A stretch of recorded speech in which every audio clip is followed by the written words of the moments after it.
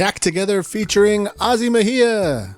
Episode 19 is here, and perhaps our most important one to date, because we are recapping Summer Games Fest, which of course includes the Xbox Showcase, Little Day of the Devs, Devolver's showing, some stuff from Apple, WDC, and more. Today we talk about what we've been playing, and in Ozzie's case that includes two very high-profile previews, Star Wars Outlaws and Assassin's Creed Shadows, two major upcoming releases you might want to hear about. That's at the top of the show. Before we move into an E3 2014 retrospective, let's look into the past a bit. 10 years back. Hey, why not 20 years back? We do a little of that too, before diving into story time, which does include the recaps of the aforementioned shows. Quite a bit to talk about. What do you think? Was Xbox okay? That seems to be divisive. I thought it was.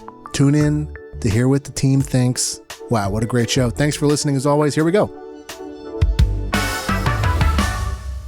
This has been fun, you guys, and I only mean that half sarcastically this time. The Summer Game Fest has been fun. I thought it was pretty fun. Yeah. I think Imran said it best. There's a sense that this is the last time it's going to be like this because of the way the industry is going. So yeah, he said it was like the summer before like the summer before senior year, I think is what he said. Something like that. Yeah. So there was a lot to be done, but there was also like a kind of a party atmosphere out there. So also just nice to see people. I could see that. I feel fortunate that I did not come down with COVID, because I'm seeing that it's kicking Ashley Escada's ass right now, and I was talking to her for quite a bit over the weekend. So whatever she got, I didn't catch it. So I'm lucky on that sense. I'm starting to think you have some sort of superhuman immunity to the COVID. So we may want to build the next vaccine off of Ozzie as opposed to whatever they're doing. All right. The one good thing about my DNA. It's a pretty good one for this time. That's a good one. Yeah. This time period. I would say superpower that keeps you from getting COVID is worth. Well, it's good for all the traveling I'm about to do this summer. For sure. I know you stay up to date on your boosters and stuff too. I'm sure that helps. Oh, yeah, for sure. But there hasn't been a recent one since, I think the last one I had was like back in September. Yeah. Yeah, I think they're getting it down to like once a year now. So it's like before the fall they will ship one. Yeah, I'll be sure to go check in on that as soon as possible. Maybe when I get my car back. Oh, yeah. Not getting my car back for another 2 weeks. That's the worst. And were you just like sitting at a red light and someone hit you? Yeah, I was sitting at a red light and then suddenly I felt like I got hit by a truck, and it's because I did. I was hit by a truck. Oh my goodness. Yeah. FedEx. And now it's just trying to get my settlement money out of them. So yeah, we need a Tracy Morgan settlement here. Exactly. Man. Wow. Hope you're okay. Is that our cold open? Yeah, might as well be. Goodness, I didn't know about that. Jeez. Hope you're okay. What a grim way to open the show. Ozzie got hit by a truck.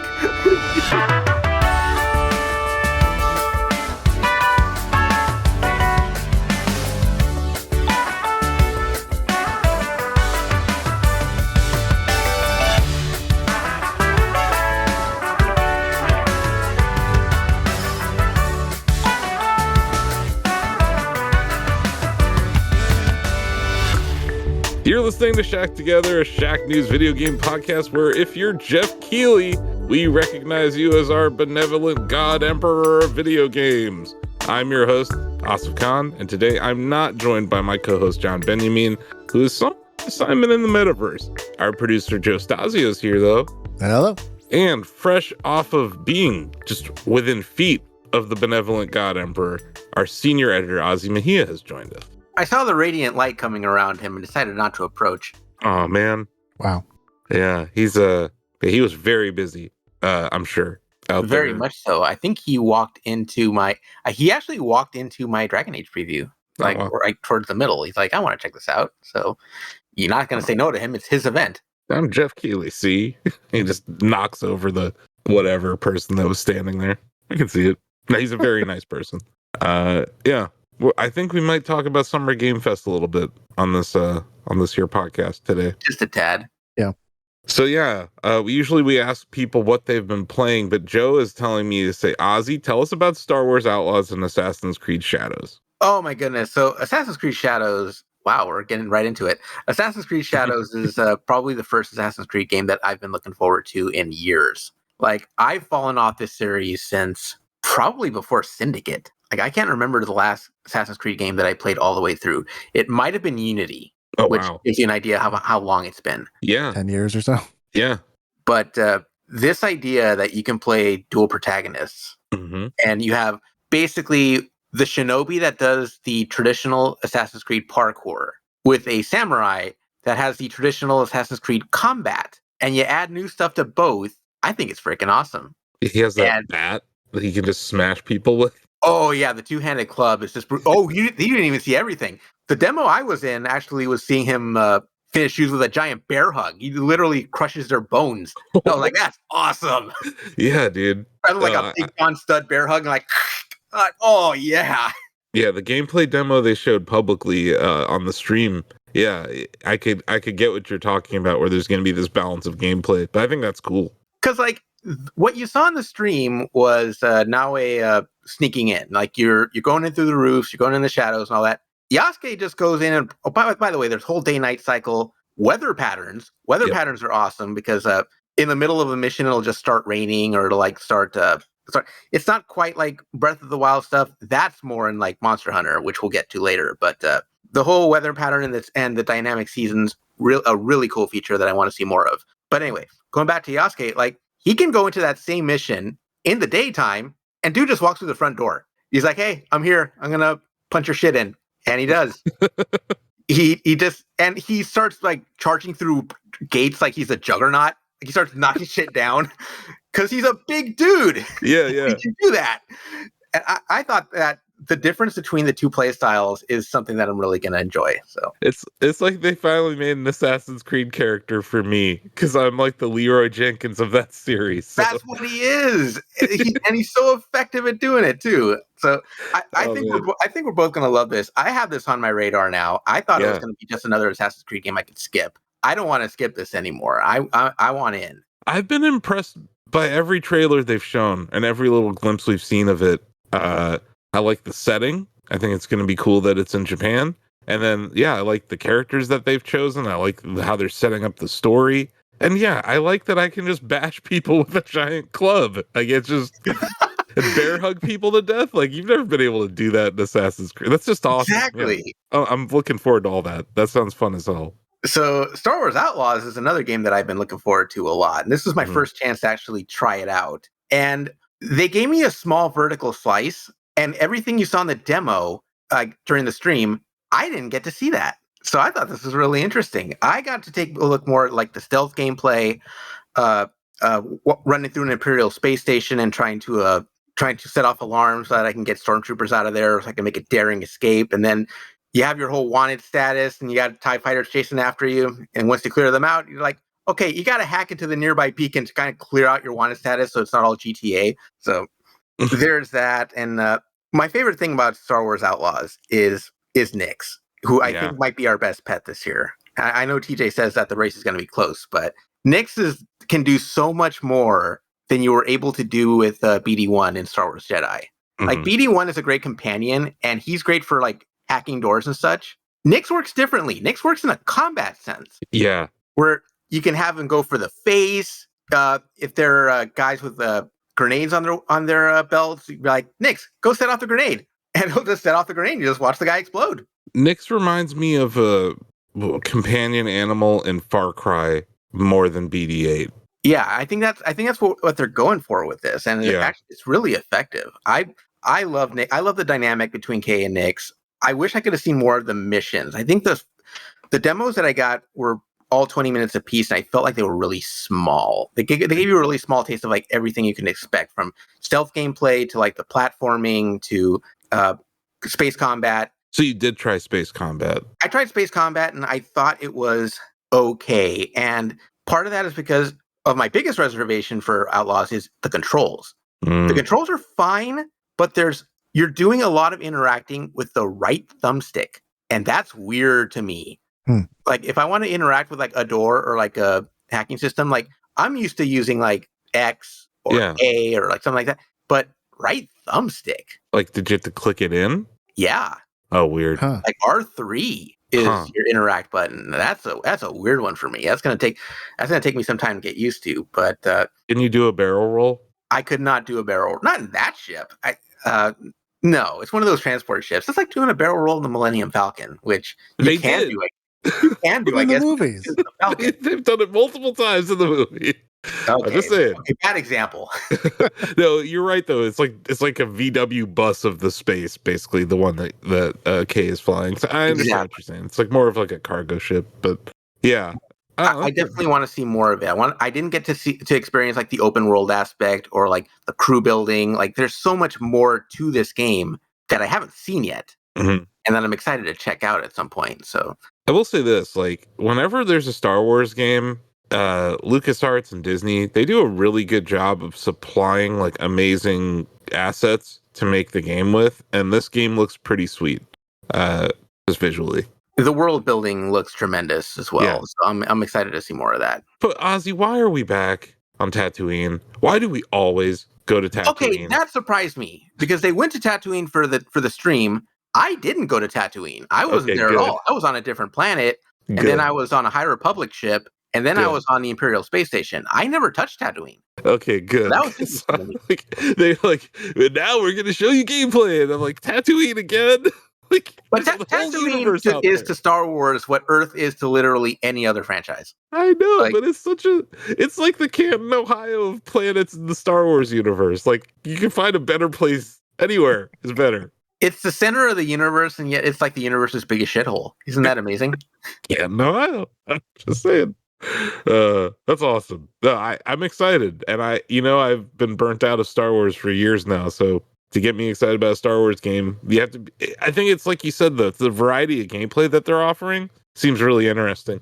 I haven't been burnt out on Star Wars games, but I have been burnt out on the whole Jedi, Sith, and all the high stakes stuff. I've been burnt out on the IP, not the games as much. I just Ray Star Wars ended the Star Wars the end, and that was I'm on the same boat, and it's not that I don't like Star Wars Jedi Survivor and like those games. Like those are great games. Yeah. But we've done that before. I feel like we've done the whole Jedi thing. Actually getting to be a scoundrel, a bounty hunter, like be a Han Solo type. We haven't done that yet. No. And that's what I want. I've been wanting that for years. So I'm in on this. Nice. Cool. Let's see. Joe, have you been playing anything? No?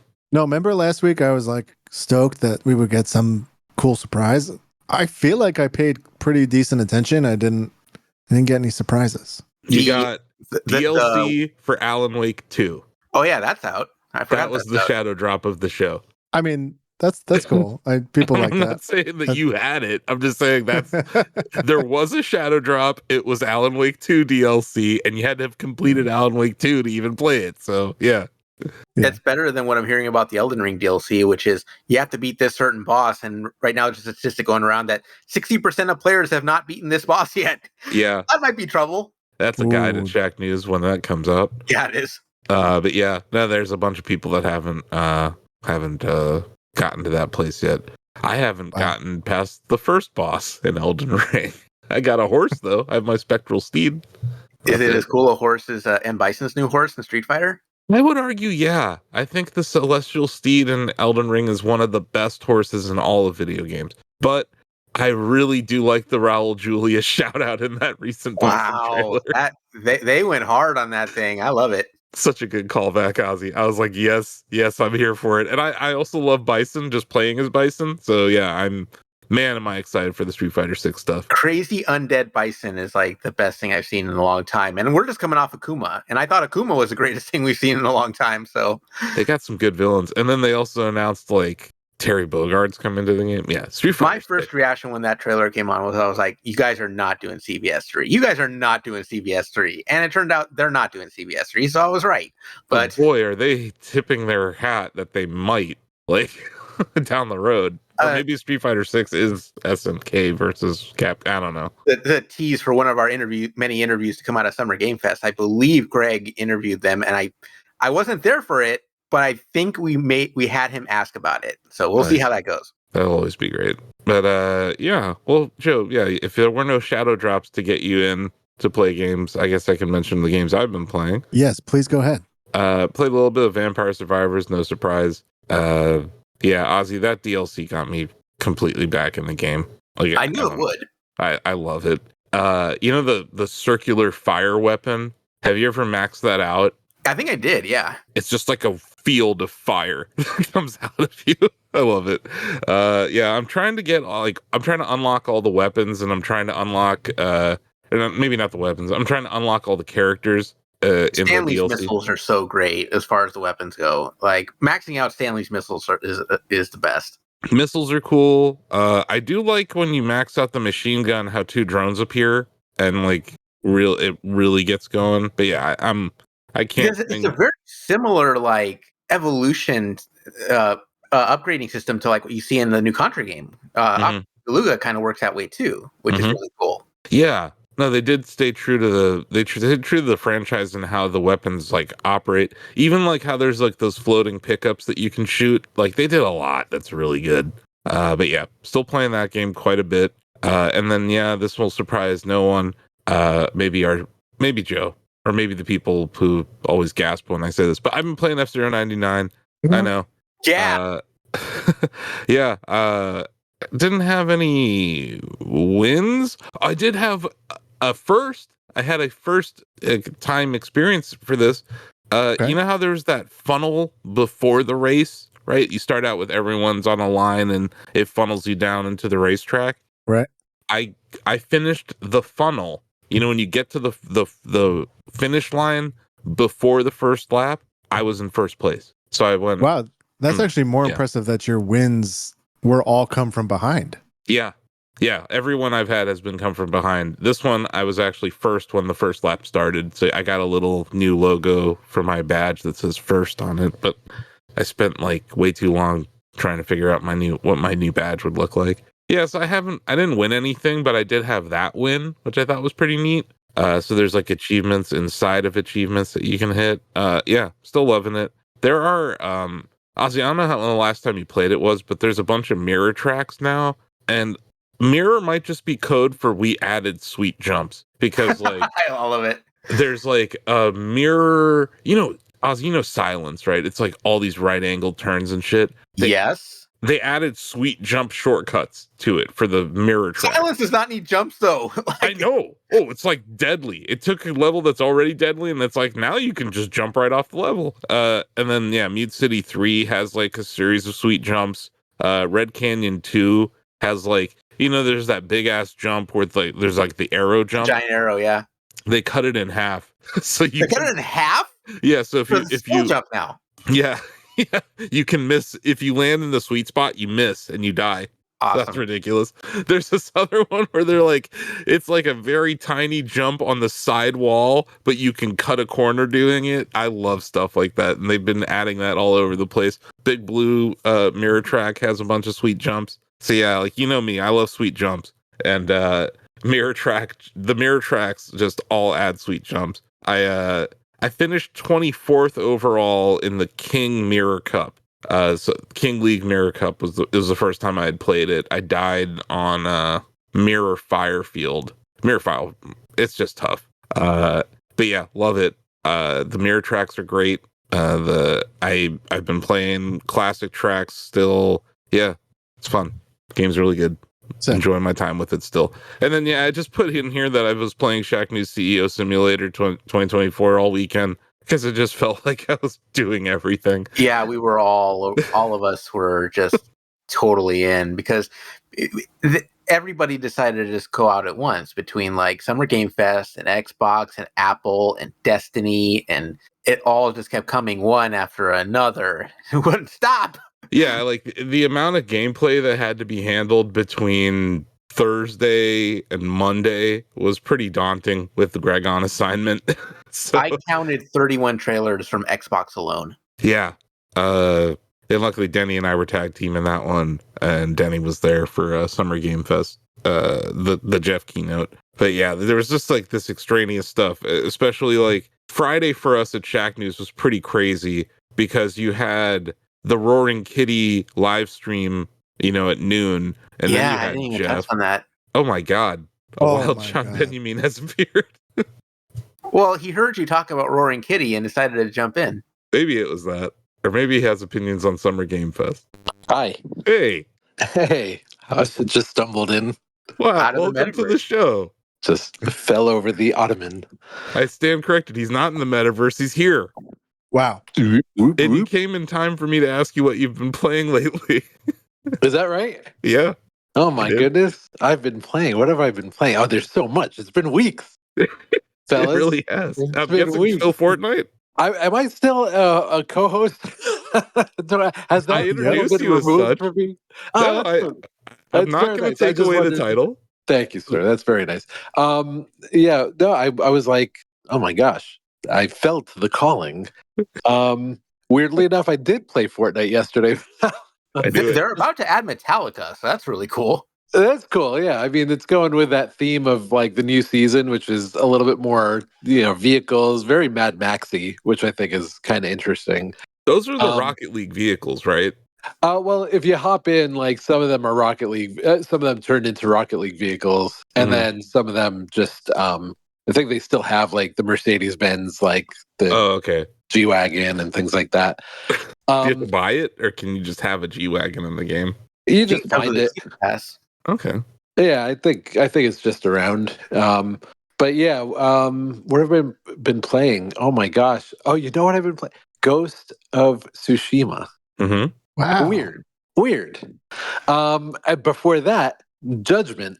In the Yakuza series, the one that's a little bit more like detective-y and whatnot. Before that, Melatonin, which is an awesome rhythm-based game.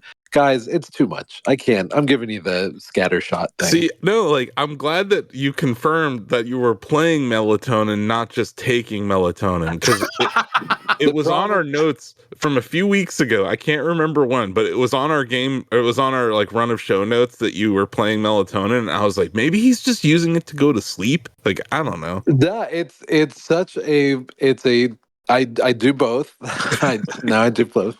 Okay, so he does do both.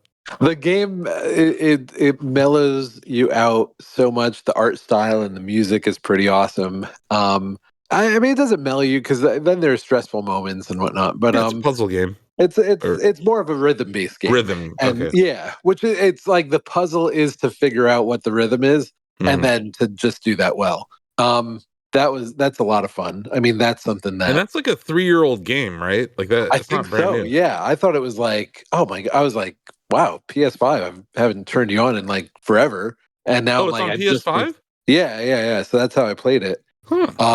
Wow, you so that turned was on your PS5? Oh, that was to play Ghost of Tsushima. Well, no, it was actually I was just turning on the PS5. Just I forget what. I guess was it Animal Well? Did I play that on? I think I played it on. You don't remember? No, because I have it on both. I have it on Switch and PS5. Isn't that Animal crazy? Well eventually grew on you, right, Asif? It did, yeah. I had no time to play it in the last week, so I have no update on it. But yeah, I whenever I do have time, I will go back to it. Dude, I got to like 44 eggs or something like that, 46 eggs. And then I was like, before I go and 100% this, I need a break. I need to just try other stuff. So I'm like, you know what? Let me turn on the PS5. Let me see what's out there. And I tried all sorts of things. I was like, you know what? I'm going to download Days Gone for some reason. I tried that for 10 minutes. I'm like, okay, that was Days Gone. Trying out Days Gone in 2024 on a PS5 is just really funny to me. It's just funny. It's not that. It look, is funny. I don't want to hate on that game. I actually think there's some pretty cool systems in it. I just think that the main character didn't land with a lot of people. But it seemed fine. It's one of those. It feels like it's getting a bit of a resurgence here and there.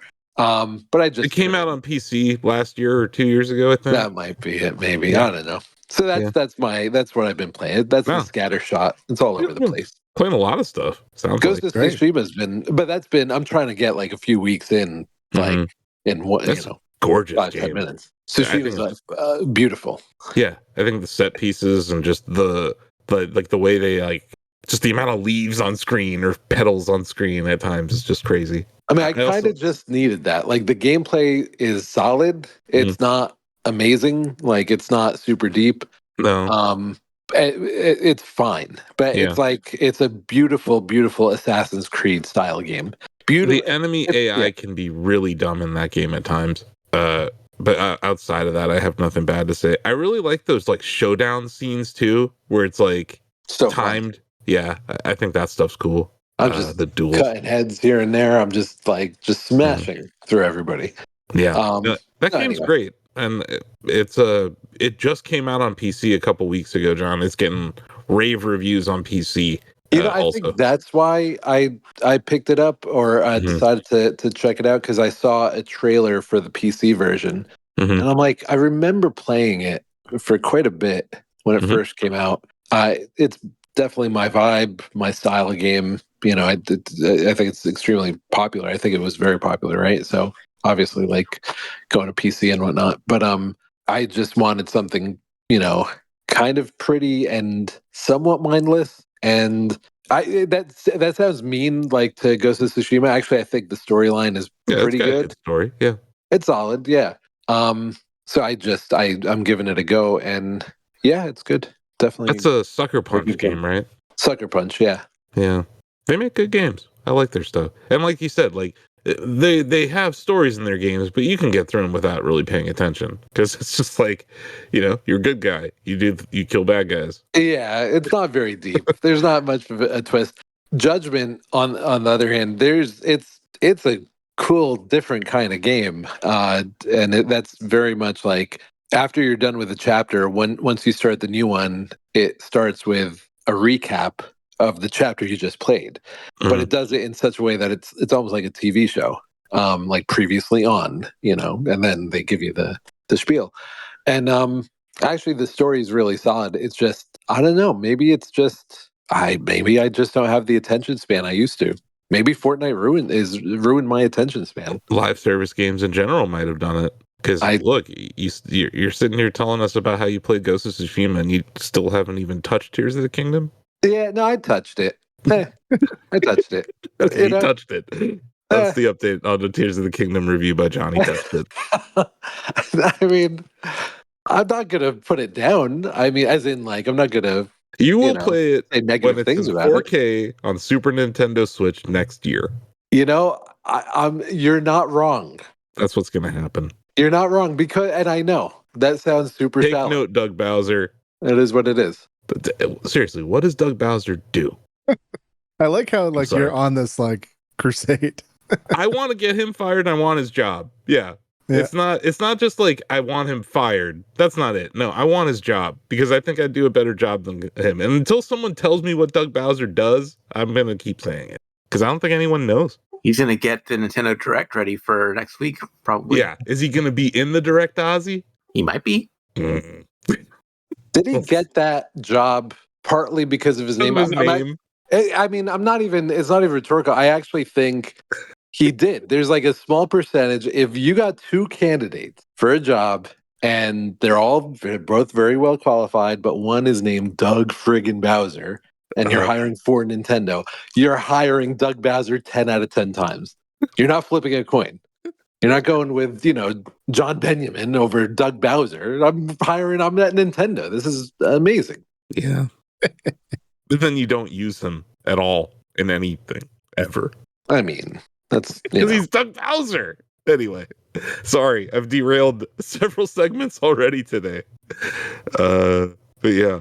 Okay, well, if that's it, I think that's what everyone's been playing, right? I've got some review codes coming in, but if I get any free time whatsoever and I don't go back to finishing Final Fantasy VII Rebirth, I got to get to 1,000 Year Door, because I've been missing out on that. Yeah, everyone who's I follow in like the Nintendo space has nothing but great things to say about that remake, Ozzie. So yeah, the other thing that Mario fans are eating well with these remakes lately.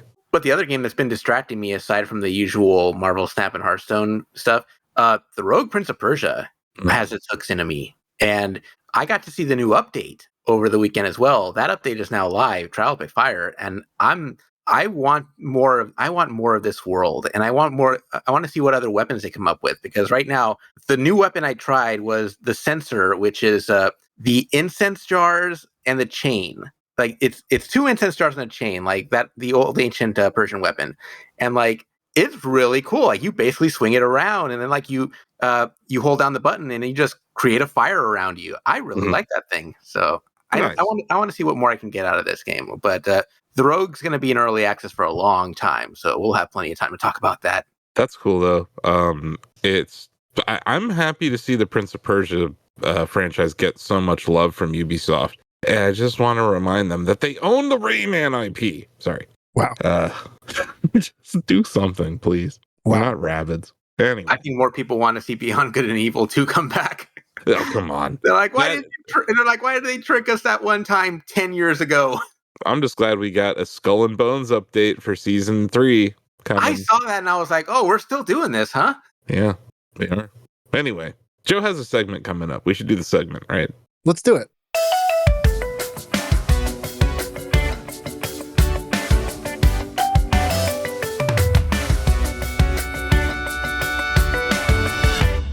Hey, welcome to E3 2014 Retrospective, a quick segment that I wanted to explore a little bit for a couple reasons. A, it's always fun to look into the past. B, E3 2014 marks the beginning of my Shacknews tenure, if that's even the way to describe it.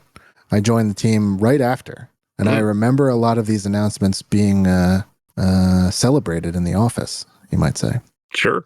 And so I have a little soft spot in my cold heart for some of these. I have a nostalgia trip, I guess, for some of these announcements, which is kind of silly to say, but it's true. I look back fondly on things like the following. Do y'all remember E3 2014 when we first found out about The Legend of Zelda Breath of the Wild? Yeah. Can you believe For it? Wii U. Yeah. For Wii U. Yeah. He snapped his fingers and showed us the overworld. That's right. Yeah, it was beautiful. And he snapped his fingers almost as a precursor to the Switch. He did. He really did. Wow. Pretty good. It was a nice little Easter egg for like 2 years later, for sure. Yeah. My Magic Mouse, my Apple Magic Mouse is in my bedroom, and I'm seeing my mouse move across my screen, which means my son or daughter is playing with the mouse upstairs. So little aside for everyone. Pretty funny. That's funny. Well, that's great. We all love Zelda. Yeah. Except for John. He loves Zelda. Another I like oh god, now he started an offshoot segment. I didn't do that. That's not what I know saying. You did it. I'm saying Joe. And I immediately corrected him. I said he doesn't hate Zelda. Thank you, sir. You know. He just needs to play 2 of the best Zelda games. That's it. I mean, I played them. You need to beat Tears of the Kingdom. You need to at least or just watch my Tears of the Kingdom review. Just watch it. It's got all the spoilers in it. What is the job of a producer if not to stir the pot? Pot stirred. You did it. You're going to do it again by mentioning this next game. Yeah, but maybe not in this group unless Ozzie is secretly fiendish. No one is. The next game, Bloodborne, I tried to shift these announcements around a little bit. Bloodborne is probably the second most impactful game on this list behind Breath of the Wild. Yeah. Part of that is because people are still waiting on a PC version. Mm-hmm. Or a PS5 port. Yeah. They want a remake or a port or a sequel or anything in this universe because it's cool. It's different. You know, there's a lot more guns involved in Bloodborne than there are just things that you hit people with. So the game itself was different too. Like aside from the setting, I have never made it farther in a FromSoft game than Bloodborne, which implies that it's easier. And I don't think that's actually true, but there was something. There was something about it of the weapons that they give you and how the parry mechanic works in it. I just think something about it landed with me too, because I've progressed more in it than any other Souls game. Yeah. Which and for me too, I think maybe I have a reputation to the listeners as being the scaredy cat, or if I don't have that reputation, you should adopt that understanding of me. So it's also surprising that I glommed onto this one because man, you're walking through a dark cobblestone street and a werewolf comes out at you. And yet I found it so compelling. Anyway, I'm spending too much time on this. We got a lot to get through.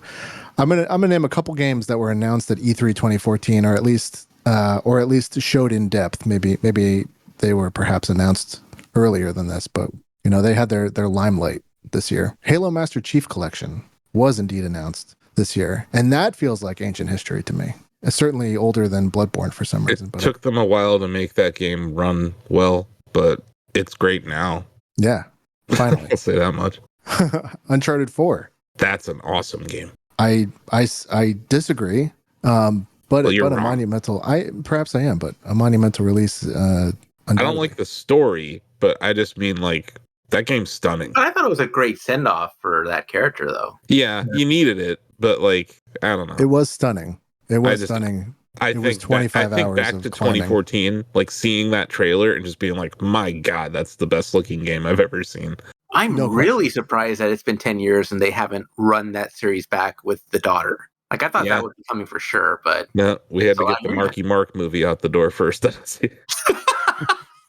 With Marky Mark as Sully. Yeah, that was a casting choice they made. Sorry, but yeah. Holy crap! This next one, Joe. Super Smash Bros. For Wii U and 3DS. I forgot about the 3DS port. Yeah. I love the 3DS port because they had that Smash Run mode that's awesome, and which had Subspace Emissary for Brawl. Yeah, basically, but it's like a 20-minute session, and like I wish they had not given up on that idea. They had brought that over to Switch. Yeah, you got World of Light instead. I like World of Light, like in small doses. It gets boring. Yeah, it wears on you after a while. It doesn't keep you engaged the way Subspace Emissary did. The spirits were kind of dumb. Like I'm like, okay, so some of these are dumb. And yeah, Subspace Emissary kept my attention. Things like the home run derby with the knockout guy, like I don't know. There's just better. There've been better mini games in the Smash universe than the ones that were on Ultimate or even the Wii U. But yeah, Wii U Smash, worst Smash ever. Wow, I don't know enough about Smash to have that opinion. I remember it being well liked in the office again. We played the hell out of it at the office. Framing, and it introduced the amiibo to us. Yeah. So, you know, and you could use the 3DS for extra controllers, if I recall. Yeah, but like I had the Amiibo Training Academy, which was born out of this game. So like, I could just put 8 Amiibo into a game and set the time limit to 99 minutes and just stream a bunch of Amiibo fighting each other. So it did have that. Wow. Automatic content. Yeah, we definitely played it a lot in the office for sure. But I don't know. I guess my comments aren't really about 2014 Smash for Wii U. It's more like, I don't know, Ozzie, was that Evo 2018? Was that the last time we saw it at a I can't even remember. All I know is it was 3 of the 4 of the top of the semifinalists of the Evo tournament were all Bayonetta mains, and everyone started booing during the finals. It had to be before the pandemic. Yeah, it was 2018. I remember this. I think it was 2018 or 17. But yeah, I just remember the entire crowd picking up their chairs and walking out during the grand final. So I guess what I'm saying here is more a comment about the 4 years after this announcement. This announcement was Smash Esports knows how to make a scene, man. Yeah. In more ways than one. They know how to complain and destroy their scene too. Yep. But yeah. Couple I'm going to bundle together for speed here. Call of Duty Advanced Warfare, which is the spacefaring one. With Kevin Spacey. That was the Spacey one. Yeah. That was the first one from Sledgehammer, I believe. Yeah. Wow. Are we what? I lost you, John. He cut out. He got sucked back into the metaverse. Oh no. Yeah. Like a vacuum. Sorry. Can you hear me? Yeah, now we can. Okay. Sorry. Yeah, I got as Ozzie said, back in the metaverse. Bobby Kotick was throttling you. That was that was like a big one because of the Kevin Spacey integration, and right? Space, and like taking it into space was a big deal. Yeah, it was a little futuristic, like slightly futuristic. Wasn't that like when Battlefield was kind of going for them? And I mean, there was a little bit more of a I want to say like Titanfall influenced it a little. Yeah, I thought so. Yeah, because Titanfall was awesome. It really was. We have Star Wars Battlefront, which is a similar flavor. Oh boy. And which was taking up Dice's time at the time. Yeah, it was. Far Cry 4 was this year, which I remember a great deal of time on the television. Mm-hmm. John and a friend of the show, Chris Buffa, played quite a bit of Far Cry 4. Yeah, I did too. That was a good game. I Nice. remember Pagan Min more than I remember any of the other Far Cry villains. I didn't know the name, but I can picture them. Yeah, same. Which is something. Witcher 3 was presented, did not come out in 2014, came out like 10 months after E3. Yeah, Game of the Year 2015 in Shacknews. There you go. That was a big one, yeah. Mm-hmm. It was Rainbow the Six next Siege, year too. that we tried to get into a CD Projekt Red, Asif, and hit a lot of CD Projekt Red tape. CD Projekt Red tape. That's pretty good. Yeah, brand everything. If we've learned anything in marketing Trademark. class, it's the brand everything. Yes, trademark everything. Okay, and I'm just gonna go super fast on these because I want to get Siege we saw Siege was announced. Yeah. Can you believe that's 10 years old? I can. Siege. I remember it, Siege was announced 10 years ago. and I'm still covering it. We're still covering the game. Yeah. It's still like a vibrant esports scene. That's They are Ubisoft's currently on year secret 9. best thing they've made. Yeah. Kudos to Ubisoft on really hitting a home run with that. Yeah. That's wild. And one of the less copycat things that they've made. Yeah. Truly unique and fun and different, and they supported the hell out of it, and it's got a great esport. It's fun to watch. Yeah. Even if you don't play it. It really is an under the radar fun esport to watch. Like people don't think of it, but like it's a lot of fun. Yeah. That's 10. I have 20 listed. We don't have time because I really want to get to Your 20 bonus. years ago. I have 3 listed here. This is a trip. Twilight Princess. Oh, brother. John, were you Twilight at Princess. the C3? John, do you know about Zelda? Sorry, go ahead. Yeah, I do know about Zelda. Twilight Princess is when it started to go south for me. Big time. Same here. They made me waggle. That was the end. Yeah, no, that's ridiculous. When the controller takes precedent over the game and the world and the experience. And Nintendo was a little bit high on their own supply at this point. Yeah, knock it off. Just do Wii Sports. Every year do a Wii Sports 2, Wii Sports 3. Keep it going. They forgot that why did they sell 80 million of those 100 million of those goddamn boxes?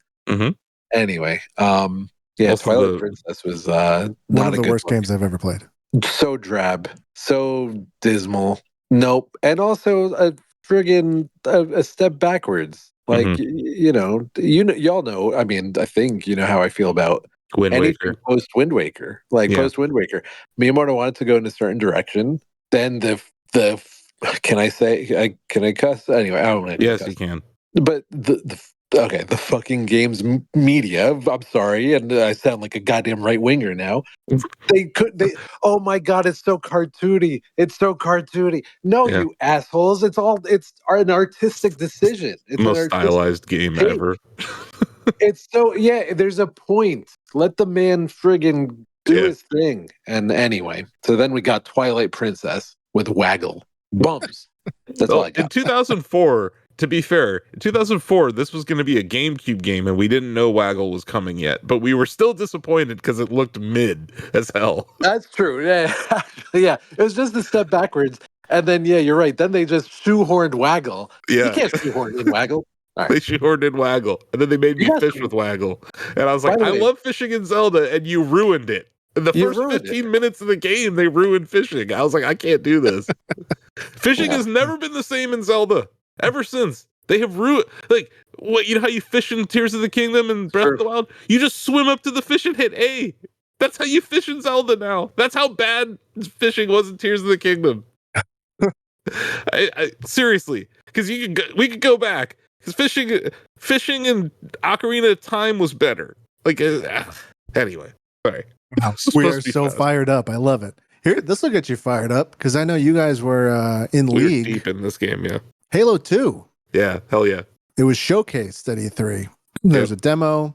This was, the E3 was small 20 years ago compared to, E3 2018, let's say, whenever the last one was. So this took up a lot of spotlight. And this was a big deal. And this is a flagship on a major platform. Big deal. And you guys, as I understand it, I was more of a Halo 3 guy, but Asif and John, at least, you guys put in the work in Halo 2. This is probably my peak console FPS playing abilities, was in the Halo 2 era. I was playing mainly on PC before that. It's Quakes and Unreals and stuff, but Halo 2 Halo 1 got me into the Xbox ecosystem, and then Halo 2 came out, and I was like, okay, well, this is the rest of my life. But yeah, it was great. Nice. That was back when Microsoft made video games that people played. Oh Yeah, my God. right. Well, Come all on, right. guys. They had a good show. We're going to get to that. Oh, But okay. yeah, there you go. I cannot wait to tell you my take on that show. I know that you were down on it. No. We got to do like not a speed round on that, but I think getting some quick react on those Yeah, sure. games, I think that would be really interesting. Yeah, we got to do it. I'm telling the producer what he's already probably planned after 3-4 weeks of me not being here. We have a rundown of the major reveals. But wait, okay, last one more 2000, announcement last from 2000, E3. yes, Yeah. last 2004 highlight. The PSP was unveiled. The PlayStation Portable was unveiled. The Game Boy Advance killer. Yes, The PSP, really murdered it. The PSP was in 2004. It was announced in 2004. Oh, okay. Unveiled. Yeah. You know how Nintendo nailed it in one with the Game Boy? It took Sony a while because before there was the Vita, there was the PSP and that stupid little nub. But I will tell you, what's the nub actually? The control nub. Hated that thing. Nub, yes. Yeah. It hurt my thumbs. Trying to remember this nub. No, the nub instead of the analog stick. You're talking about. Disc. Oh, it was like a circle. Yeah, that circle thing. Yeah, that thing sucked. It was awful. I will tell you though. It was where it was located too. But PSP was pretty. That was a pretty awesome. I mean that had some awesome things about it.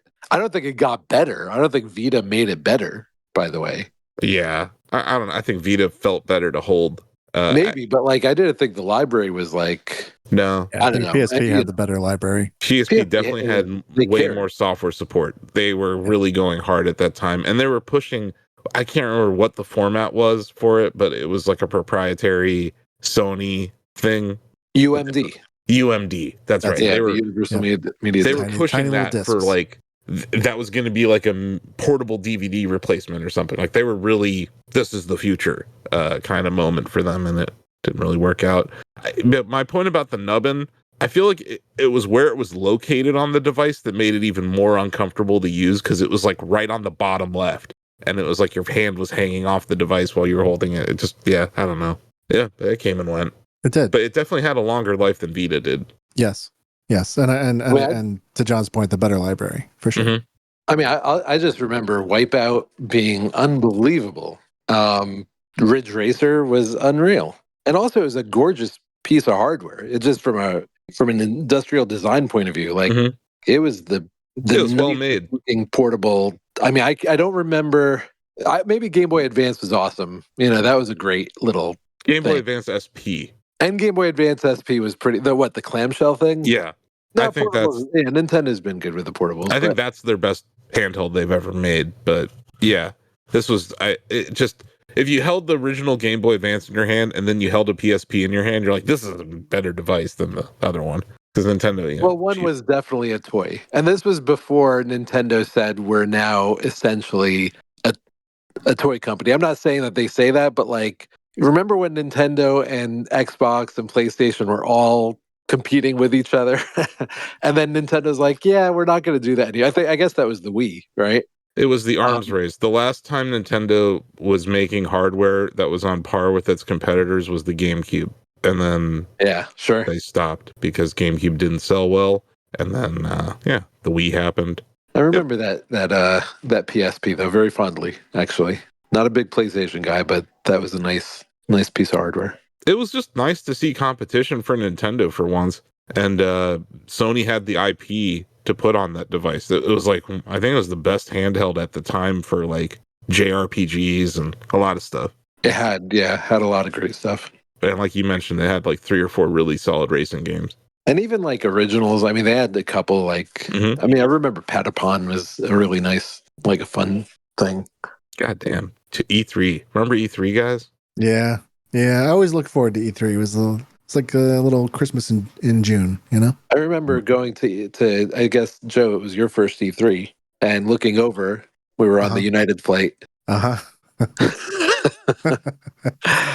Joe's head buried in his hands, awaiting takeoff.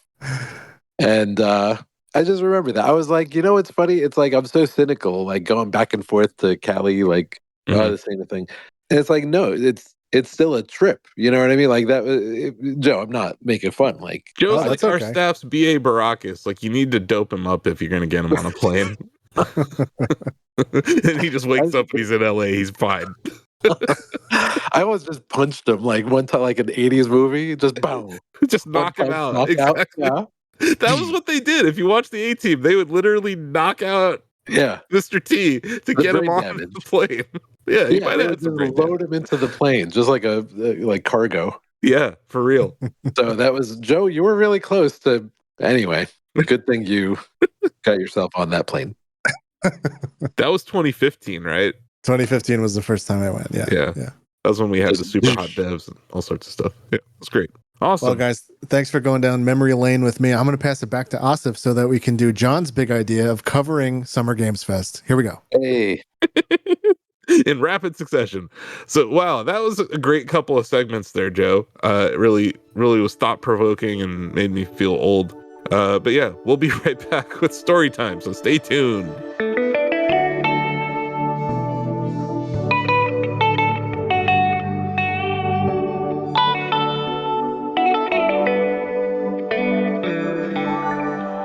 Welcome to Storytime. Let's dive into the latest stories from the past week. And oh my God, there is no time for longies. This is just either this is one big longie or this is a series of quickies. Sure. I do like to think of it as one big longie. Okay. It's one big longie today, folks. So yeah, we had the God Emperor, Geoff Keighley, descended from his, I don't know, Santa Monica residence or wherever. Right. And went to downtown LA. He made the 20-minute drive to downtown LA and announced video games because that's what needs to happen. So the Summer Game Fest was there. I don't know. Just what did we get? Can we talk about this Lego Horizon game? Sure. That's weird, right? It's weird. Yeah. I didn't think they'd come out with another Lego game for a while because Lego Fortnite is, everywhere, but I certainly didn't think they were going to do Lego Horizon. That was surprising. And that it would launch on Nintendo Switch? That was a big one for me. I'm like, I'm sorry. Did you say Switch? So taking your, one of your flagship IPs, partnering with Lego makes all the sense in the world. Releasing it on PS5 makes sense. Releasing it on PC makes sense. But releasing it on Nintendo Switch? Wow. Surprising. And the strategy of the game makes sense. Sorry, John. The strategy of the game itself makes really good sense. Even just last week, I think we were talking about how, they just have a litany of very mature, even if not ESRB mature, just really sort of drab and mature themed games. And you could see that they kind of want to branch out away from that. Yeah, but you would think that they want to have those Astrobot and Lego Horizon games on their system so that their system can be known as the, hey, it also has family-friendly things on it system, as opposed to being like, we made this family-friendly game and we're releasing on the family-friendly system that we don't own. That just seemed kind of weird and a huge change in normally, I guess they do release what MLB The Show is now a yearly release on Switch. That is, yeah. So maybe they've just seen the light and they're like, well, I guess we can make money or we could just be exclusive. So good for them. There's no more exclusivity. That's it. It's a wrap. Unless you're a company that starts with N and ends in Nintendo. I mean, that's fair enough. And let's see what their plan is. War. Well, they did. Let's see. Dude, Phil Spencer said it in front of Ryan McCaffrey, who was cupping his balls at the time. Anyway, UFO 50 is a 50 games in one collection from the Spelunky team, Ozzie. What the hell is this? They got it's basically Derek Mossmouth or Derek Yu curated a 50 game collection. Some of them are from him. He got some friends to help out, and it's basically all games that are stylized to run to look like they came out of 1982 to 1990, and they all tell some kind of cohesive story. What? I did not get a chance to check this out at Summer Game Fest, but I am very excited for this. It's that AI. It's that AI storytelling. No, I'm kidding. I don't know. This is the Spelunky team telling. No, the Spelunky team is. When I wrote the story, I compared it to that Angry Video Game Nerd episode where he covered Action 52, and it was like a bunch of really crappy games, but none of these games look crappy. Like there are some that might not fit to my taste, but they all look quality. I'm impressed by what they put together with this. Someone described it as like Clubhouse games, but for indie titles, and I believe I did. I believe I was the one that made that comparison. That was you. Yeah. I was like, I'm in. I'm so in. That looks awesome. Another game that got announced. We got another mountain climbing game, Ozzie. This time it's a survival game called Karn. Yeah, this is from the team that did Haven. And what they're looking at is you're a mountain climber who's obsessed with climbing this mountain. And they call it the end of their freedom trilogy. And what this is it's the freedom to break away from your obsession, which I assume is going to be by successfully climbing this mountain. I want to see if they can do the mountain climbing thing better than Don't Nod did with Just Sant last year, because that game was great. So I want to see where the differences come in. I did not have a chance to peek at this one either, but I'm very much looking forward to it. And then Valorant, applied directly to the forehead, is now going to be available on Xbox Series X and PS5 this month. With crossplay, and I'm actually surprised it hasn't happened already. Get excited, guys. Anyone have 50 minutes to play a game? My just one friend round group is this got the biggest pop in my iMessages. Yeah, really. Wow. I won't say that I contributed, but yeah, that's wild. Have they played Valorant? One of them has. Yeah. Okay, let us know after you get the whole friend group together to play this. Let us know what they think. I'm very curious, because it's not like a pick up and play shooter. No, it's not even being pitched as that, so I'm even surprised that everyone's so excited for it. Yeah, that's surprising, but that's cool. The thing that I thought was pretty neat, I guess we shouldn't be that surprised by it, but we're getting Civ 7. Civ 7's coming. Yeah. I want to say I didn't think we were getting it this soon, but then I realized how long Civ 6 has been around. It's what, 8-10 years? Yeah, I think 10. Yeah. Time is flowing faster.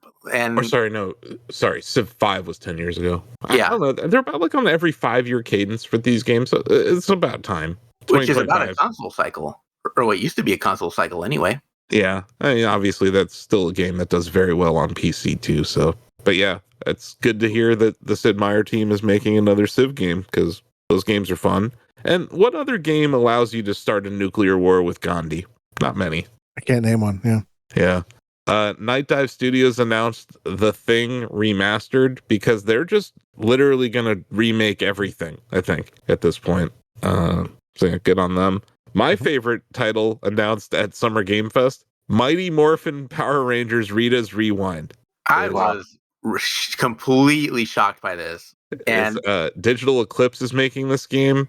It looks great. Digital Eclipse is known more for doing retro collections, like Teenage Mutant Ninja Turtles, the Cowabunga collection. Mm-hmm. They did the Disney Afternoon collection. Like, they're really good at compiling that old school stuff, but like going and making an original game based on the Power Rangers in a beat 'em up setting. Mm-hmm. And I was telling you this at the time, Asif, but like Power Rangers came out here in 1994, and that's when the beat 'em up was dying. Like that genre was not around as much anymore around that time. Like, it came and went with Turtles, basically. Mm-hmm. And then like Capcom made a bunch more, and then like it all fell off. And it fell off at the time when Power Rangers came along. It would have been perfect for that. And now we're going to get it, and I can't wait.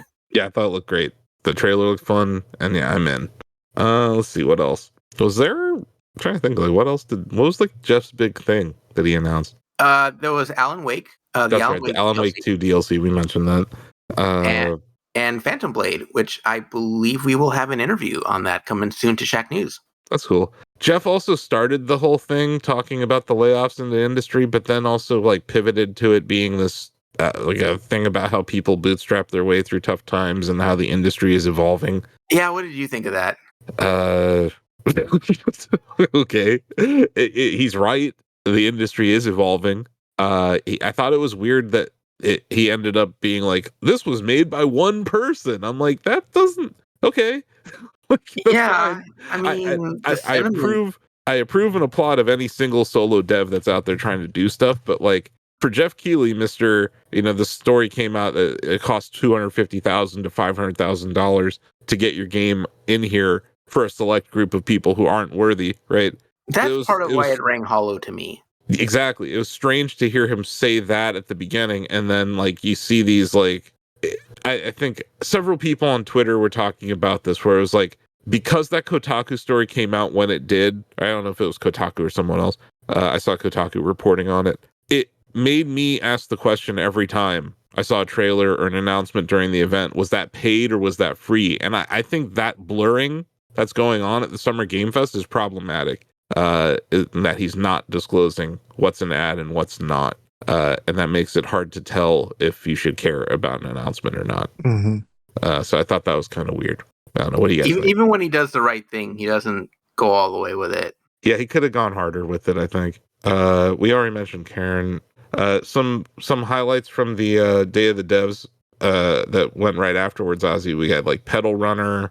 Game Boy Color throwback, which looks really interesting. And yeah, and Koira, which is like this. It's a Don't Nod title with like. It's a Don't Nod title from a Belgian studio. Studio and Paloma, it's basically a musical adventure, no dialogue, about a lost spirit in the forest, and you come across a puppy who is also lost, and you're trying to find your way home. I spoke to those developers prior to recording, so we're going to have that interview coming soon to Shacknews. Awesome. Yeah, that game really stuck out to me. I thought it looked cool. I like the art style a lot. I thought it was really interesting that I asked them, I go, so y'all have your own dogs, and do you play with them to get ideas for the puzzles? And they go, oh, none of us have our own dogs. I go, what?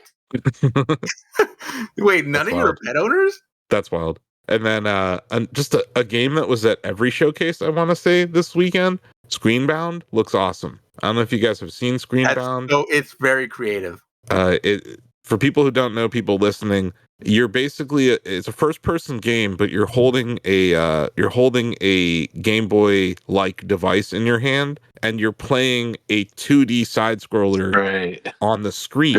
It's very clever. Yeah. So there's like 3D puzzles, John, that you solve, but then they're also help you progress in the 2D side of it. I think this is a brilliant premise for a game. I mean, it's a great premise. I mean, it's one of those things that in 2024 you don't expect to be surprised, and that is absolutely such a nice surprise to see. So I'm looking forward to that. I don't know when is that one coming? They don't have a release window for that yet. Yeah, no release date yet. Soon.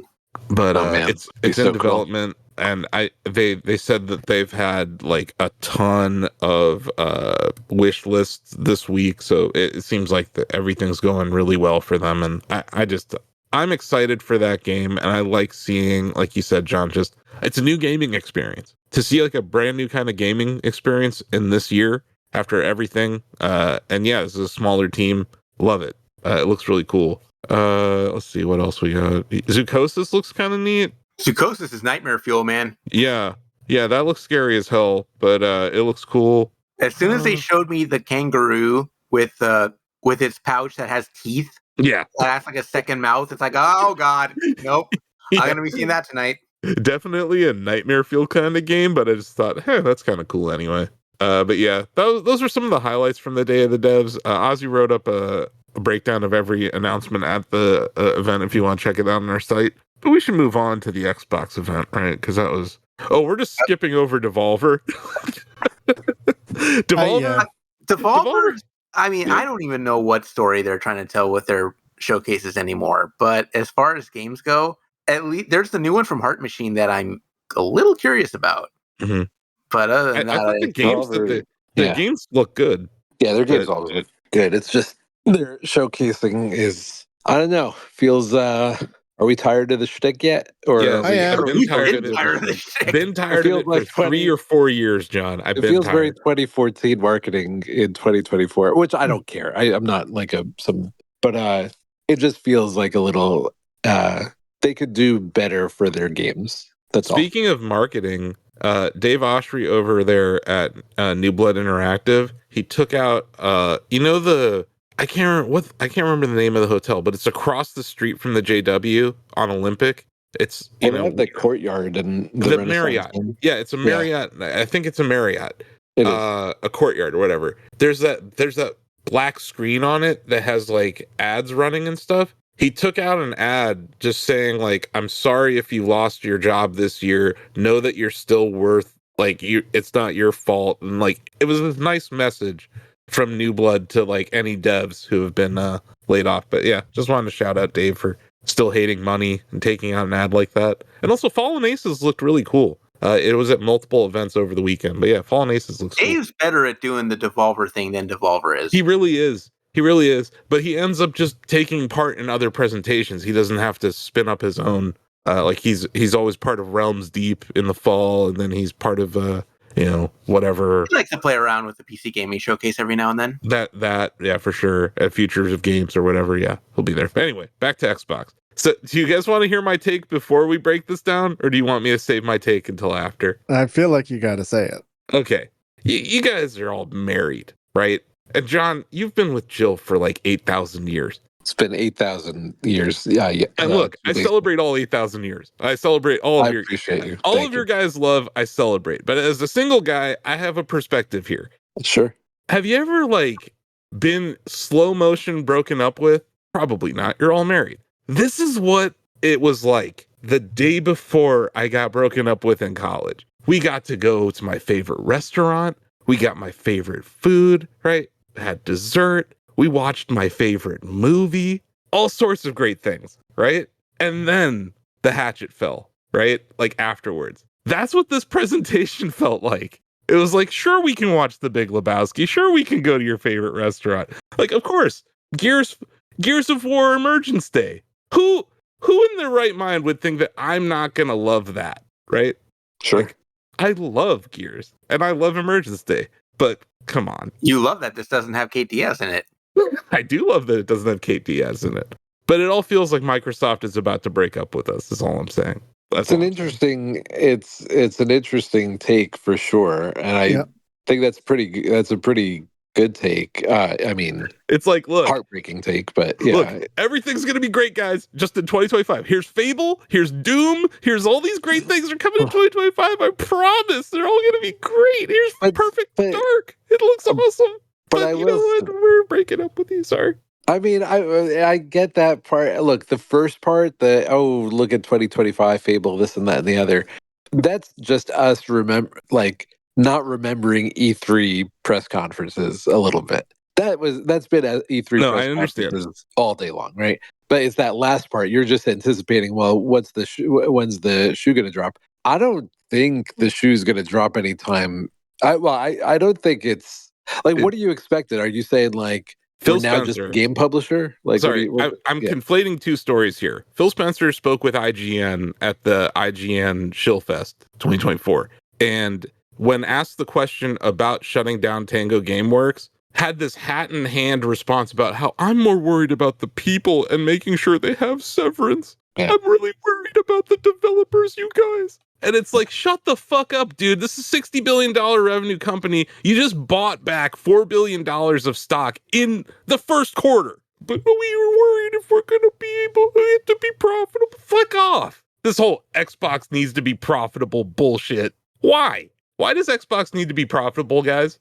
I mean, it's a good question now compared to even last year or 2 years ago, the last 20 years. You just bought a $70 billion fucking studio. Why do you need to be profitable this year? What is so hard this year? Why? What is going on? Oh, it's because Satya Nadella fucking hates video games. That's what's going on here. And these people, I will be shocked if Phil Spencer, Matt Booty, and Sarah Bond have a job a year or two from now. I will be shocked. That's what it felt like. That this is like, it's not, we're worried about the future of Xbox. We're worried about the future of our jobs because we have fucked up so badly this generation.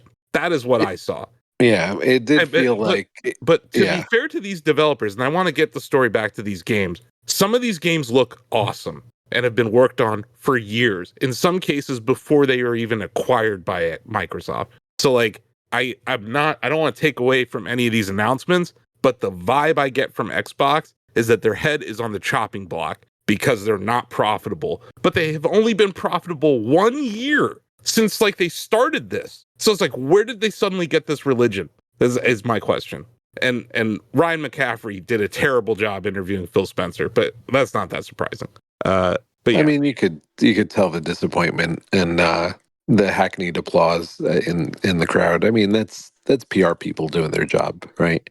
It's not. I mean, That's not who's really press. Like if you're gonna interview the It's not CEO, press. It's not even consumer. You know, yeah, it's just a couple of PR people starting. That's their job, right? But to the content of it, I definitely felt like it seemed like not an apology as much as we made a big mess because we kind of we basically made Xbox an irrelevant brand in the last 2 months. I don't know what the I don't know what the time span is, but yeah, very, it's about very 2-3 quickly. months. Yeah, 2-3 months, 20 years of build up, 2-3 months, boom, in the toilet, right? And now it's like we screwed up. And I thought that if they were going to quote unquote, break up, I thought that this was going to be the time when they do it. Because it's like, it can't get any worse. We really blew it, everybody. We screwed up. Let's just rip off the Band Aid because we basically ripped it off already. I thought this was more like not an apology, but like cleaning up a massive mess that they created as best as they can. And I actually think it kind of tracks with they bought these studios. And like you said, these games have been in the works for years and years and years. mm-hmm. And now I think we're going to start seeing the fruit of their labor now. It felt almost like a Dreamcast thing. I know I'm fucking aging myself. Yeah, terribly, it did, didn't it? But it felt like a Dreamcast thing. Super did, John. And that's cursed as hell that you said that. And that's the thing. But think about it with the Dreamcast, and it's similar. This is the vibe that I got with Xbox. It was like, guys, we are pulling out all the stops because this is it. Peter Moore's in there. Everybody's in there. Japan, America, everybody. Pulling out all the stops, making it as great as possible.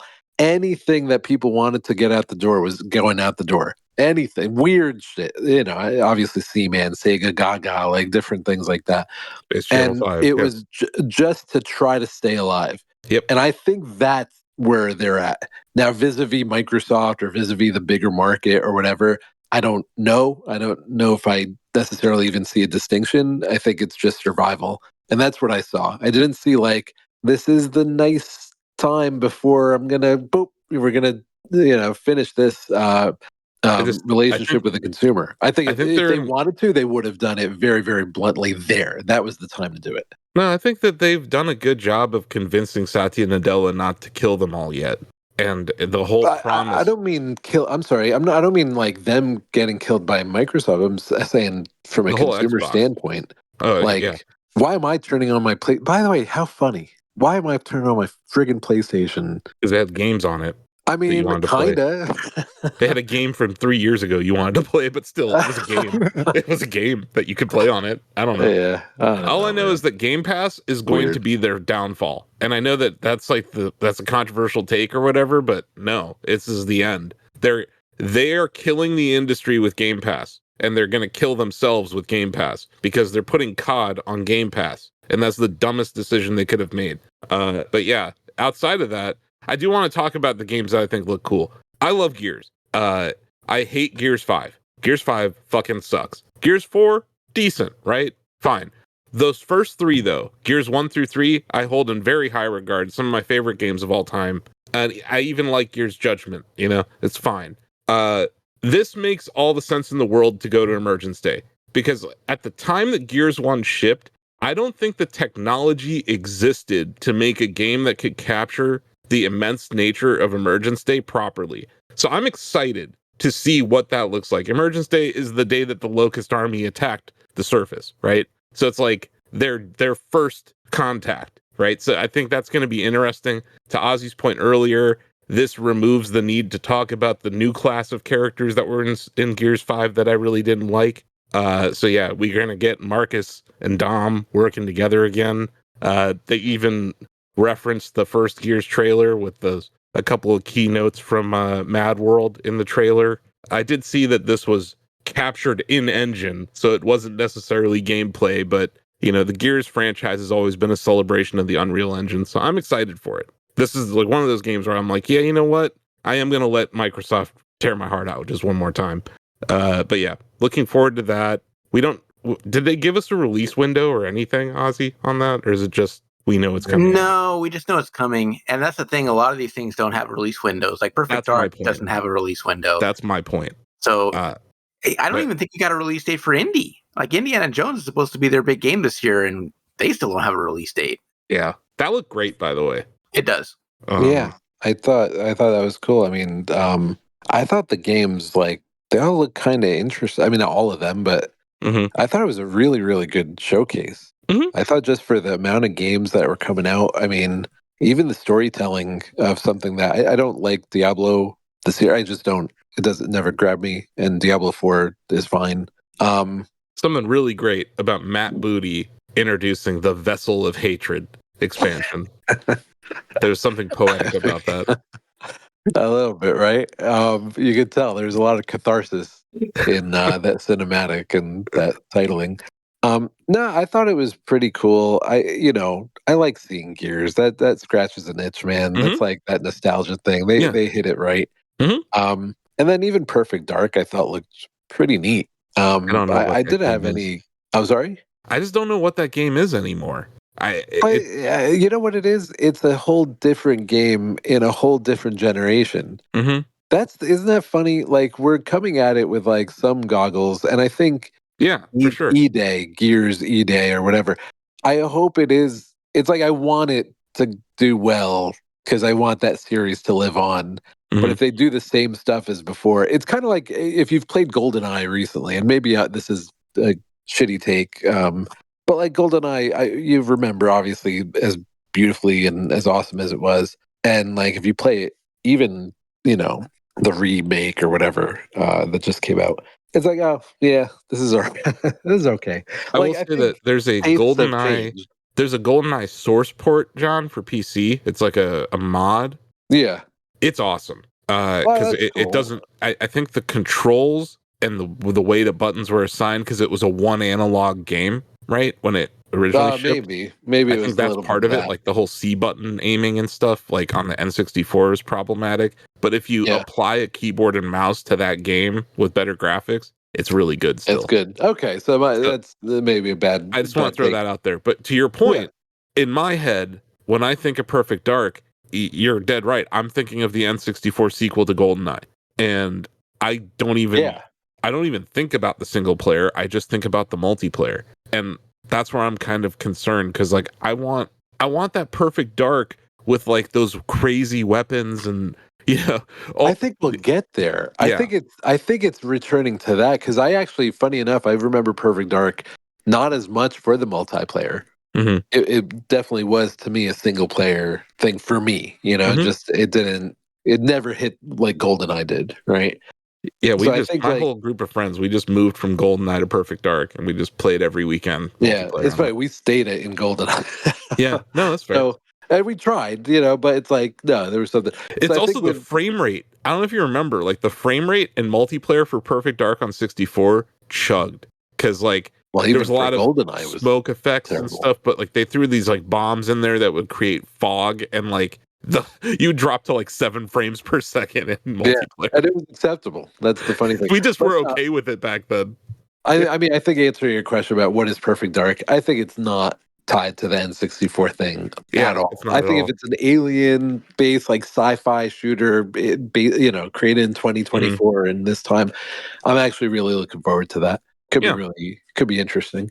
I reserve judgment. They had a great showcase. I mean, for a brand that is in the mud, I thought their hardware offering was stupid. I thought that was dumb.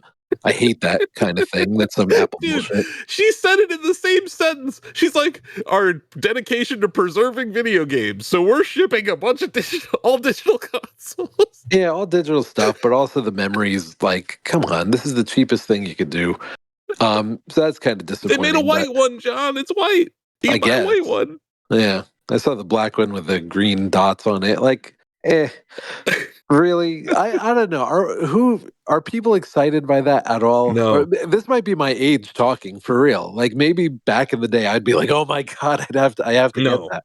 No, you won't.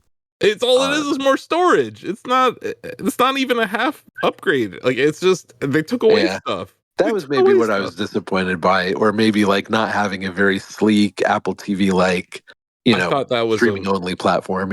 I thought that was a pretty weak ending to their presentation.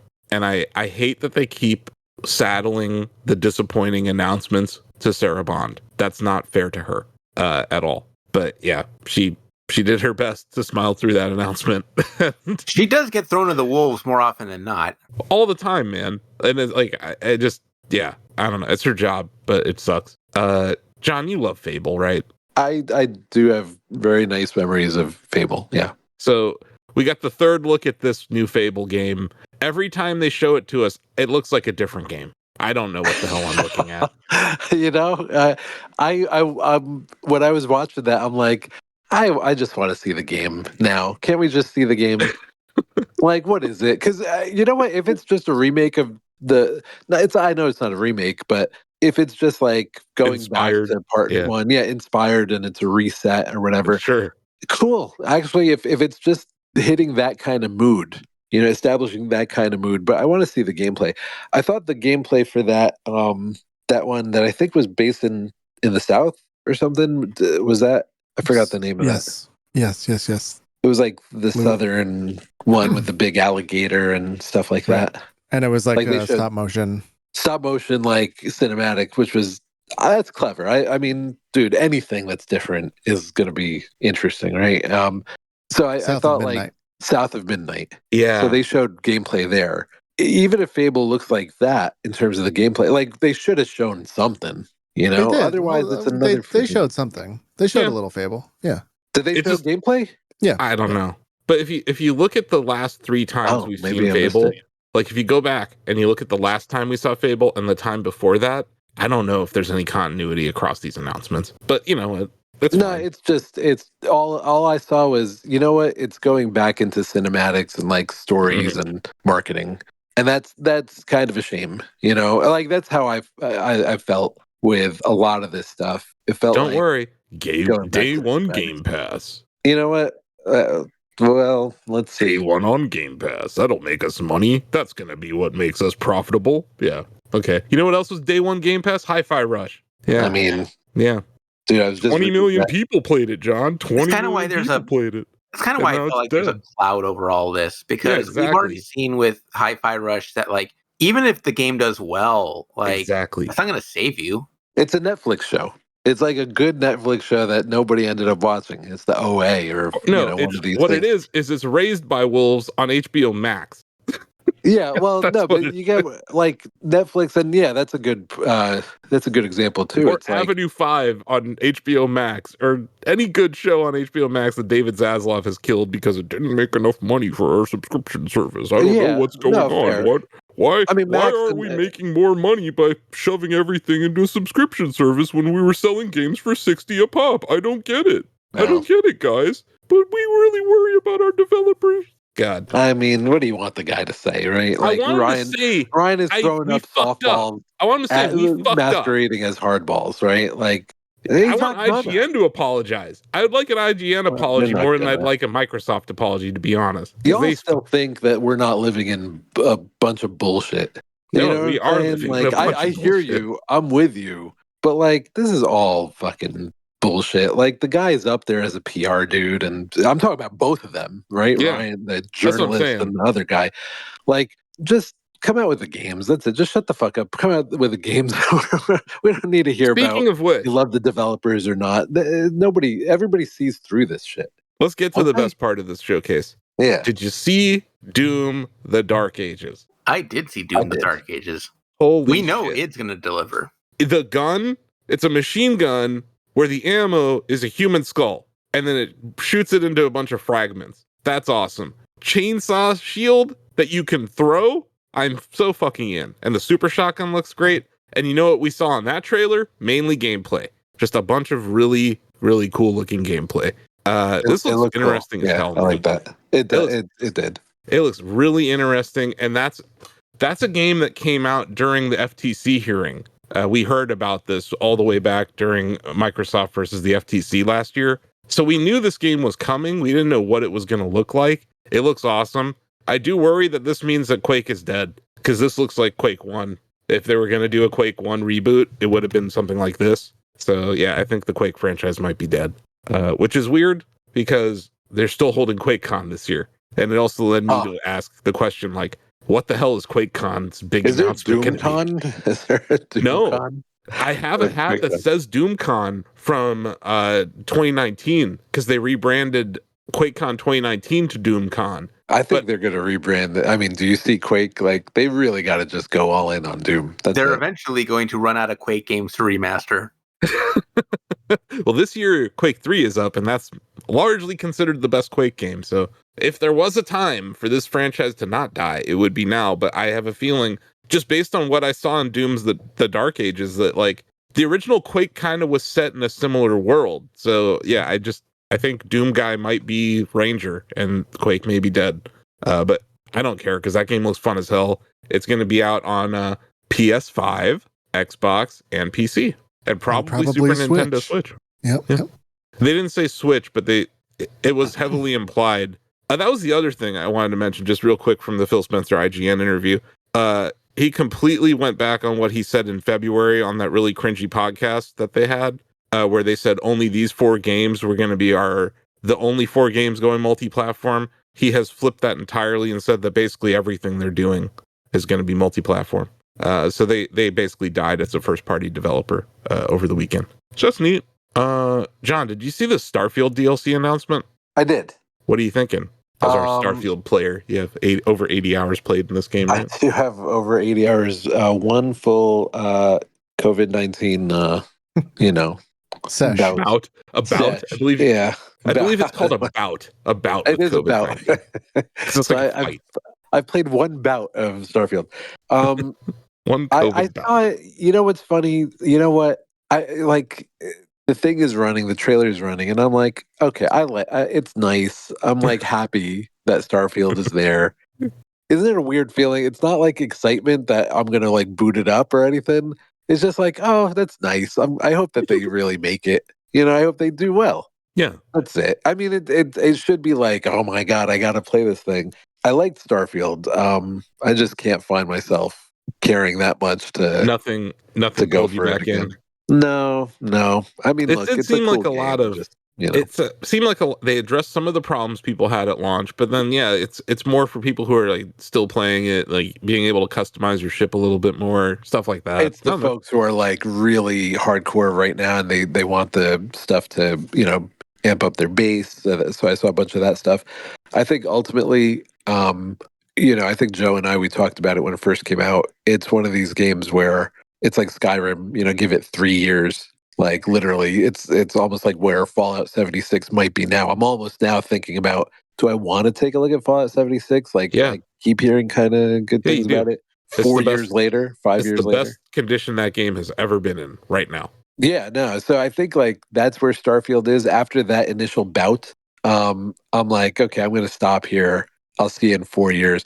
And Skyrim was the same way for me. And I remember, and by the way, I bought Skyrim 5 times. Like they've gotten $300 out of me for the same friggin' game. But there's a reason. It's awesome, but it got to be awesome. It wasn't awesome at the start. It's the same thing, I think, with Starfield. I hope they do well. That's what I got out of that. Yeah, I hope this is the march to greatness. I'm not sure if this specific DLC will be that march, but I think we're on the right path. Yeah, I don't expect it. I mean, like, if this is the first out of 4, you know what I mean? This is like this is like how I thought about Apple Vision Pro. Sorry, just now I'm going to create another avenue of 30 minutes of. No. We have Apple coming up here after Microsoft. All right, cool. But anyway, and then we also got a release window for this new Dragon Age game, Joe. Oh yeah, it's fall 2024.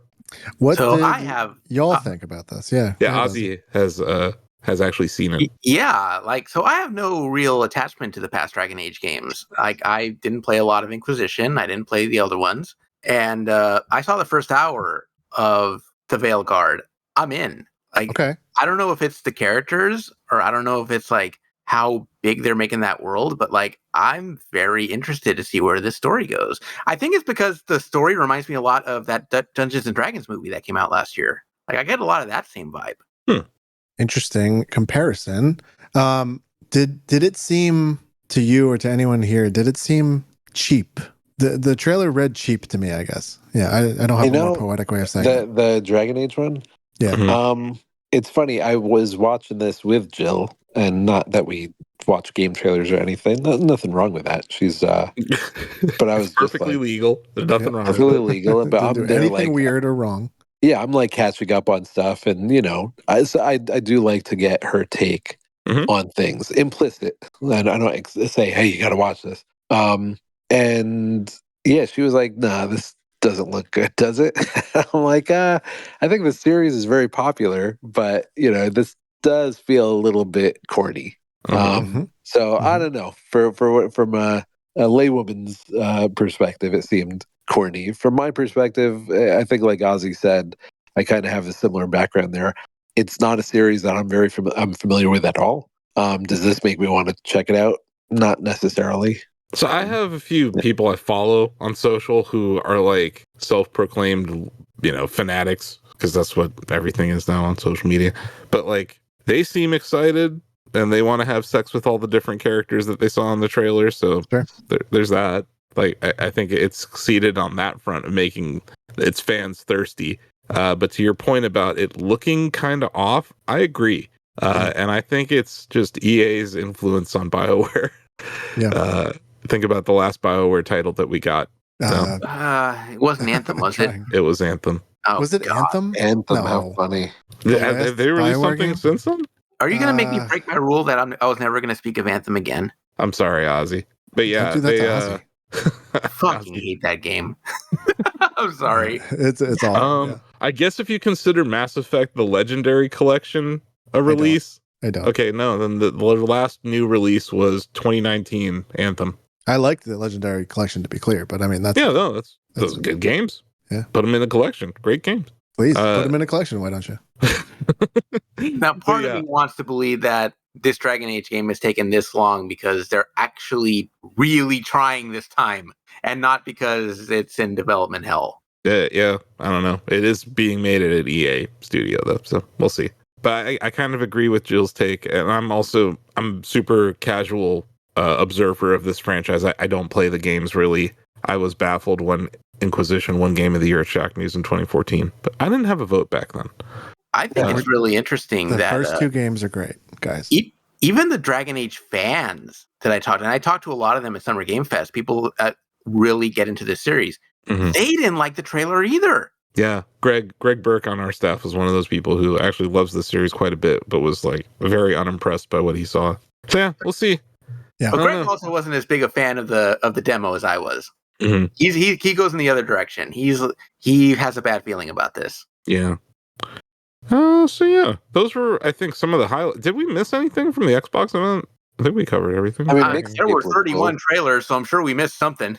Oh yeah, mixtape. Mixtape definitely looked cool. I mean, I don't know. That seemed neat. But I don't know if that was my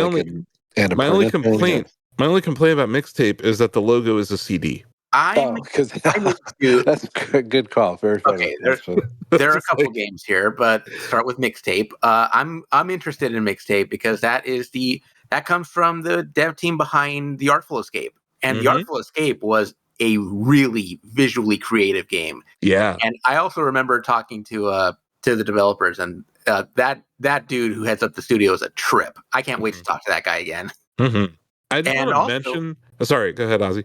No, and that's kind of a segue to Life is Strange. Mm-hmm. Life is Strange is getting a new game, and we're going back to Max. I thought that was a big surprise because Max's story was pretty conclusive. I mean, it has two endings, but Don't Nod said like, "Oh, this is definitely the canon ending." And is it possible that this is a franchise with multiple timelines? I don't think so. I think this is definitely going to be the same timeline, but so are they retconning an event, or is this they're going with the canon ending, because there is a canon ending where spoiler Chloe doesn't make it. Mm-hmm. So Max moved on with her life because Arcadia Bay is behind her now. Oh, okay. And now I'm really interested in seeing what they do with this, because I think it was Imran that said that basically like Max saw the consequences of what using her powers does. So now she's just gonna go back to using them again, like she's learned nothing.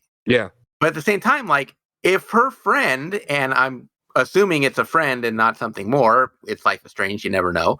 I'm assuming that she's so grief stricken by this that she just starts using her powers again and just doesn't care about the consequences at that point. I want to see where this story goes. And I thought it was really interesting that they went back to Max, but I also didn't realize that we're on the 10th anniversary of the original Life is Strange. So it's a 10-year anniversary thing. It's really, this year is weird.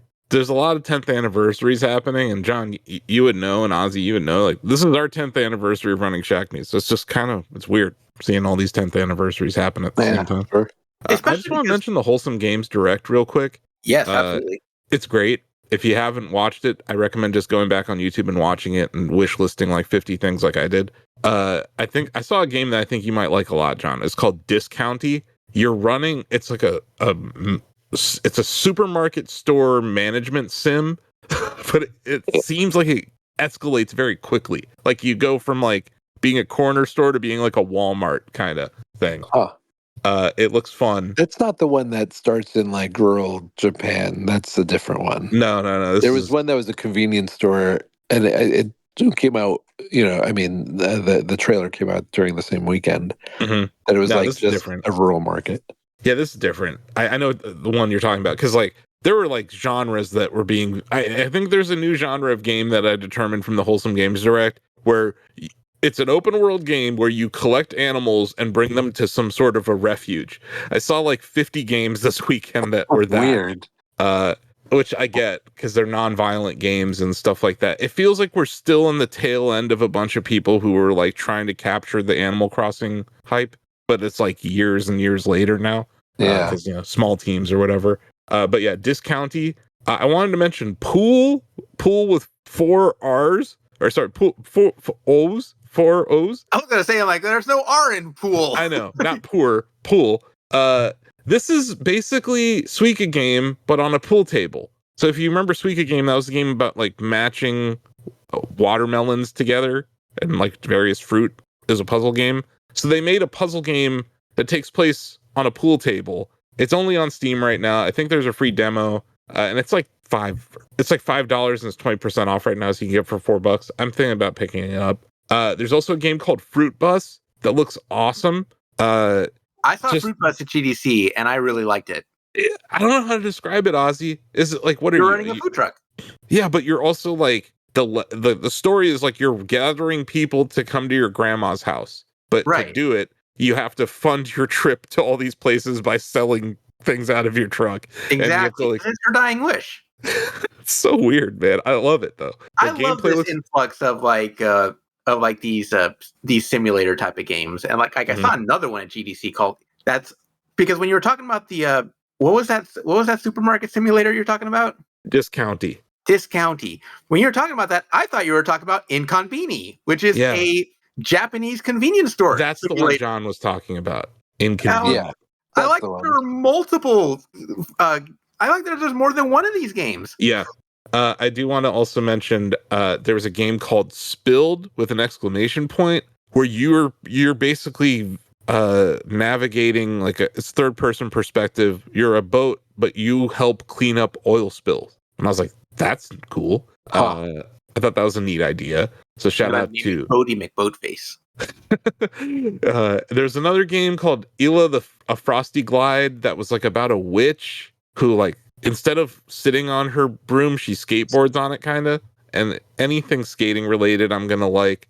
And there was another game called Pup Champs that looked cool. So yeah, the Wholesome Games Direct, I highly recommend people go back and watch it. But those are some of the ones that I saw that I thought really cool. So yeah, Pup Champs, it's like a tactics game, but with dogs. And you're playing soccer. Sounds good to me. Joe, I saw this and I'm like, I have to tell Joe about this because it's like, it just seems kind of cool. It's like, it gave me like Into the Breach vibes at first, but it's a game about puppies playing soccer. So yeah, I think it looks really cool. So yeah, those are some of the ones from the Wholesome Direct that I just wanted to mention. But yeah, Fruit Bus, man, I'm really interested in that, Ozzie. That was the one where I was like, never seen anything like that. And that, the Ila Frosty Glide. Ozzie, I don't know if you remember, not the most recent Game Jam at Shacknews, but the one before it, the winner, the Blockbuster game. I think so, yeah. Like the premise was you're working at the last Blockbuster on Earth, right? So you're the cashier and you have to stock the room or whatever.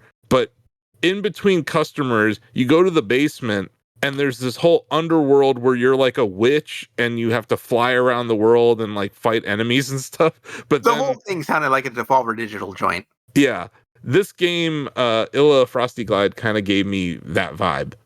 So I like that idea though, that like you could take something that's more of like a management sim, but then add this other component of like crazy gameplay to it.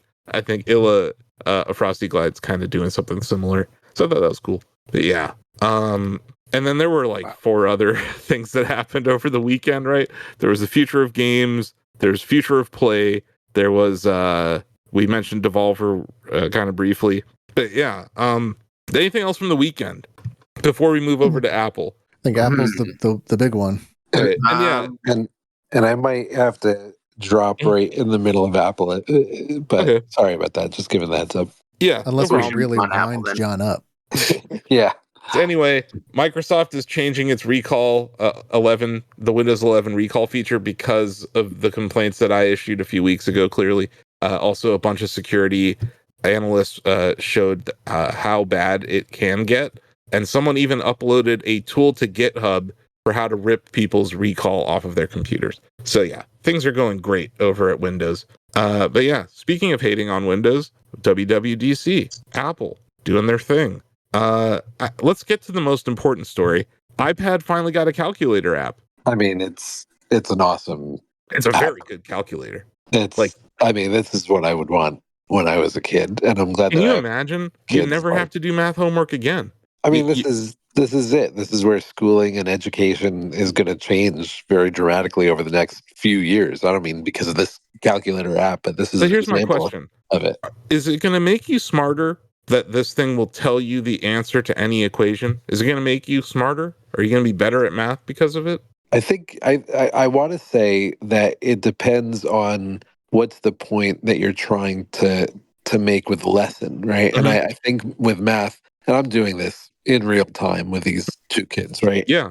So for me, it's like the point is not to finally get the answer, to get to the answer. It is the process. And I know Yes, we the all logic. know it's the logic, right? And so does this kind of thing help you get to that, help you exercise your brain that way, the logic part of your brain? I mean, is that do rhetorical? think so. Well, I mean, no, it's posed. I mean, I think it does, but like, what do you guys think? Because I think that's where, is this all about getting the answer, or is it just about exercising that logic? What do you guys think? I think there's a teaching element to it. I worry that if something is just going to, like, if you're able to write out any algebraic equation and then just put the equal sign next to it and get the answer, I don't know if you're going to learn why it's the answer, I guess is my concern. But for just the purposes of teaching, I think it's going to be useful. I think it's how teachers use it, I think, is going to be important. But it's a good point. But like, if you look at some of these word problems, and again, 4th grade, 6th grade, like Sure. It's not, rocket science here, but it is like exercising the noodle a bit. Where, okay, so it gives you a lot of parameters, a few unknown or a couple unknown variables. It's having you really just piece the information together. And what I tell Harp, for example, is you just need paper and pen, and paper and pencil, and just really think about this, like scope it out. And that's the big part of the exercise. It's really not about the final answer, nor does the teacher grade on just that final answer at all. Yeah, because you have to show the work. Yeah. You have to not only show and what is the work, it is like trying to understand logically what all these variables mean and how they relate to each other. And I don't think that's something that the iPad, this thing, would necessarily do. It would help you, I think. It's kind of a compelling thing to use. Like, I think it's just neat to use this kind of technology, and you see your handwriting on the screen and it's adapting and this and that. But I think it almost allows you to focus on the problem, not the solution, because the solution will change as you're adapting the problem. And to your point about word problems, a large part of understanding, you have to comprehend the question to create the function that you're trying to solve anyway. Yeah. So no, I get what you're saying. Yeah. And that to me is like, that's the crazy part of this. Like, of this whole journey, of this whole like next few years, several years. Look, when I was growing up and when I was getting through college and all this, they were teaching us, barely started to teach us Java and C++. So we were really on the end of this wave, or like we were the end of the last wave, right? And then the class, after us, they were the ones who were like starting to understand, okay, these are the languages that you want to program, right? So like the folks who are a year younger, 2 years younger, they were learning the shit that they needed to learn in computer science and in computer programming. I know that's just my own anecdotal, experience. I feel like we're there now with whoever is in school right now. We were talking about how teachers are kind of having students handwrite their essays because they don't want them to use ChatGPT. It's like, is that really the way that we're going to do this? This will work for a couple of years, but there's no stopping this kind of AI wave, So all I'm saying, I guess this is my weird scattershot way of saying, I do think tools like this, they help with understanding the logic, the translation of the problem, the real world problem, to the machine, which I think that skill set is going to be so super important as opposed to coding. I think Jensen Huang said that, right? Like in this one of these NVIDIA earnings things. In between signing a woman's breast, yeah. Oh, whatever he does. Did you see that? I did see that. And he was at Computex literally autographing a woman's chest. I just want to throw it out there. The CEO of NVIDIA. The second largest company on planet Earth. He's, signing a titty. And okay, so there's that. He made an interesting point, and I don't think this is a bad point. No, he was like, look, we've been telling people that their kids should be coding. This is a paraphrase, of course, and I think it's a relatively famous thing now. For like 20 years. Yeah, don't don't tell your kids to code anymore. Like, it is almost like prompt writing is the thing. That translation, I'm sorry, this is the long-winded way of saying that translation of that real-world problem, and in this case, it's like typified by this word problem in the 6th grade math class. But the task of getting that problem through to a computer, through to your iPad, through to wherever, whatever, to get to the answer together, that to me feels like that's a fucking mind fuck. I mean, that to me is like, that's the future. And I think the calculator app on iPad is one of those first early examples of, that's the fucking thing that we're trying to do. I want to get to Apple Intelligence, but I'm going to hit these other stories just really quick. iOS 18 is going to allow you to lock apps and schedule messages. That's cool. Apple is breaking out iCloud Keychain into its own passwords app that's going to be on Mac, iPad, iOS. Cool. Mac OS Sequoia is adding an update that's going to add iPhone mirroring. I like. So you're going to be able to control your phone from your Mac. That's cool. Yep. That's really cool. I want that for frickin' Vision Pro. What are we doing? Anyway, cool. And then Ubisoft is bringing Assassin's Creed Mirage and other games to Apple devices. Okay, that's all the fine and dandy stuff. The real story is Apple Intelligence, which is the most Apple thing ever, by the way. They never say AI until they say AI, and now AI means Apple Intelligence. But what I think is really impressive, John, I have to give you credit because I think you said this in an earlier episode like months ago. You were like, I kind of trust Apple to get AI right. And I have to say, what I'm seeing, Apple built their own models. They've been doing it for years. And it's been something I noticed on the chip architecture of iPhone and Macs for the last, since the M1, and also since like they started adding a neural engine to the A series chips. They have had on-device artificial intelligence for years. They just haven't called it that, right? So it's like, this is this moment where they're taking a lot of what they were already doing and they're putting it as a feature set, not as this add-on thing. It's just a feature of their devices now. Like, it's going to be part of the ecosystem that you now have Apple Intelligence at your disposal. So it's going to help Siri in some ways. There's definitely some generative AI stuff going on the image front, which I think is interesting because Apple is actually competing with Midjourney on that side. And then obviously there's like the emoji generation, the Genmoji, which is like the most worthless thing out of all their announcements. But stuff with summarizing, stuff with implementing AI to better improve searching through images and videos, I thought was really cool. The redesigned iPhoto or photo app that they have is interesting. I think that they are going to end up complicating things at time. But what they said about we're trying to do as much as possible on device, but then there's also this private cloud, which I don't know how that works, but there's a private cloud that's going to interact with your phone. And then when Apple Intelligence doesn't know the answer or they're not sure, they're now going to suggest that you use ChatGPT. And each time you do it, they're going to ask you if you want to submit this information. Like there's a ton of privacy focus there. So they did announce that this is also going to work with, but they're going to use ChatGPT in places where there's gaps in Apple Intelligence. They even said that they're going to work with Google Gemini, down the road. So it seems like Apple, my concern was that Apple was just going to write a check to Google or OpenAI and just shovel their stuff into their OS.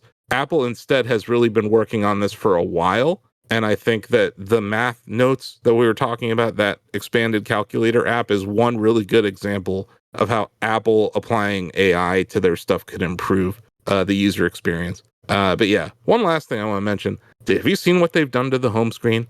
Like this whole you can do whatever you want to the home screen thing. Yeah, it's hideous. That is like it can be. If I'm telling you, man, most people have terrible taste, and that's something that Steve Jobs would have never done. Not that it matters. Company is at an all-time high today, so clearly everyone loves the AI announcement. We are now, if you count today's high, we are $11 away from that target I gave you guys earlier this year of 231. So I would be careful buying Apple stock up here. Just to throw it out there. But, they are now larger than Microsoft again, so I'm sure Tim's very happy. I think Apple Intelligence looks pretty cool relative to everything else that we've seen. I like that they're, instead of just shoving generative AI into every aspect of their device, they're just kind of like, here's a summary feature that's going to look at across all your communications, right? So it's going to look like if someone texted me about something or someone emailed me about something, it's going to be able to find that. It's almost boring, the kind of stuff that they're doing with it, but I like that it's boring because it's useful. They're not these like ridiculous, oh, we made a video of a panda playing guitar. Like, who gives a shit? But like telling you things, like helping you search, making your life go by faster, I think is a good thing. So we'll see where Apple Intelligence goes. I am disappointed that it's not really being used at all on the Vision Pro. And I'm guessing because it would eat up the battery. The one thing I want to hear from Apple that we didn't is how are they mitigating the environmental impact of all of this additional compute power that's going to be used? Because if, let's just say there's a billion iPhones out there, what percent are going to use ChatGPT? Like a decent amount. So it feels like we're about to see this huge spike in AI prompt usage. And I don't know if they have thought about the ecological impacts of that. Like they tend to, right? They're all about being green and powering their server farms with green energy. I would like to hear what they have to say about the environmental impact of a billion people using GPT all at once. But we'll see. Now, what does everyone else think of this? I'm a little cooler on it, but but your points are sound. I think I definitely appreciate the like you put it, the more boring kind of utilitarian approach to adding features like this. Although I don't know about like the emoji stuff. I wouldn't call you utilitarian. That's them trying to that's them trying to make it a little fun. And I think the problem a lot of us have with some of this tech is that it's just presented as this like carefree, it's sort of ignoring the cost of it all and the point of it all. So that part's tone deaf to me. But yeah, some of the I wish Siri was better, right? Yeah. And so this is a step toward that. And when she sucks, she's just going to suggest that you use ChatGPT. So, I can't remember the last time I got really good use out of Siri. I use Siri for very basic things. The number one use case for me is turning off my music when I'm in the shower. I just yell at my phone. I have Amazon devices for that. Well, there you go. But I'm just saying, like, that's literally my one use case. Sometimes you can have it set a timer for you or whatever. But yeah, it's been pretty useless for a while. And it's sad because they bought Siri before Steve Jobs died. So they were like early in the voice assistant world. compared to like a lot of their competitors, and it felt like they lagged behind for a really long time. And even now, like I would say that the voice assistant part of Siri is probably the least improved from this Apple Intelligence thing. We'll have to wait and see, but like just from a design standpoint, I like what they've done with Siri, where like it's no longer this other screen. It's just like a little flashing thing on the edge of your screen when you're interacting with it. And also that you can now prompt Siri with text. That seemed like an obvious feature, but it finally is in it now. So yeah, I like some of those updates. But yeah, I'm gonna buy this next iPhone. I was already planning on it, so I will have that. Then I'm not one to put iOS betas on my phone, so I don't have iOS 18 beta. But yeah, nothing that they said made me want to leave their ecosystem, I guess is the most important thing. Yeah. Whereas Microsoft with Microsoft Windows 11 recall, like I'm leaving Windows. I don't want to use it for my daily commute. And I do want to see what they do with Vision Pro. I want to see how they kind of bring that around and improve 2.0. We're already on Vision OS 2.0, guys. Already 4 months, 2.0. And the big change, I don't know, John, do you remember when you had to look up at the ceiling to change the there's that one settings thing that only came up if you looked at the top of the screen? I do, yeah. I thought those little things, those tweaks were pretty good. So like there's a new gesture now where you flip your palm up and it brings that up right in front of you. So I'm like, okay, that's good. Also, they added this super ultra wide monitor if you do the Mac mirroring thing. Did you see that, John? It's like 4K monitors. That's pretty cool. I mean, I'm like, that to me, I'm back. I'm buying a Mac sometime in the next year, and I'm going to use my Vision Pro for that virtual display because that looks awesome. I just wish it was lighter. Yeah. But yeah, so it's safe to say all AI hardware companies are dead, right? Like this is it. There's no humane AI pen. This was pretty, they had 6 months and they kind of screwed it up for themselves. So yeah, Rabbit's dead. Humane's dead. Gone and Humane's gone, and anybody who is in the wings with any hardware thing. I mean, Apple's just gonna. There's no reason, you know what I mean? Like, there's no reason to not use Apple or Google or Samsung. It is getting siloed into the mega tech companies. Are we surprised the $1 trillion companies are going to body out everybody into in this kind of thing? No, I'm not surprised. I was always skeptical that we didn't need a standalone device for these things. So it's like that's the thing that's least surprising to me. I'm also not that surprised that Apple found a better way to implement this than I think we've seen from anyone else so far. But yeah, it's funny how we went from like, you're not a techno optimist to now it's just realism. It's like Apple is way bigger than you. I already have an iPhone. It came down to the same thing, John, where it's like, I don't want another device. I don't think anyone does. Another device to carry around all the time? Like, no, we want our phones to do everything. And that's been a trend. That's been a trend for like, I don't know, 17 years, 15 years at least. So it's Rabbit should have been an app. And now think about how many apps that are out there on App Store right now that are essentially just containers for GPT. They're all dead too. It's tons. Yeah, it's a lot of nonsense. They're all done, like Dunzo for all of them. So Apple really, because if you don't own the underlying tech, we just saw like a startup earlier today that it's a little bit different, but it's creating tech, but it doesn't own the underlying technology on which that tech is built. That's a problem. That's a problem. So all these GPT type, literally technically based on GPT, that's, I mean, are we really thinking that somebody else will make a better shell than Apple? Like, no, Apple will do it right. They are doing it right. I think the private cloud thing is interesting. I think like integrating with all your personal stuff, that is a big difference. And also think about how many photos Apple has of yours, right? In iCloud. Sure. Like they already have thousands of our pictures. Doing a lot of that, machine learning and all that. Like it's they already do that recognition. So they've been doing it for so long that all they had to do was flip a switch, and now there's all of this whole new feature set for the OS. That's what I think's cool about how they've done it. I do have to drop, unfortunately. No, that's fine. But yeah, that's basically the show. But so, are you getting the new iPhone? Am I getting the new iPhone? Yeah. I have a 15 Pro, I guess. So I think I guess I'm ready for that. Yeah. I mean, I'm happy the M1. By the way, it's bullshit. Like, what are you talking about? The 15s can't get it. Like, it just doesn't make sense to me. I hate that. Yeah, gating it. Lessons thing. Yeah, no. Don't gate this. Siri is terrible.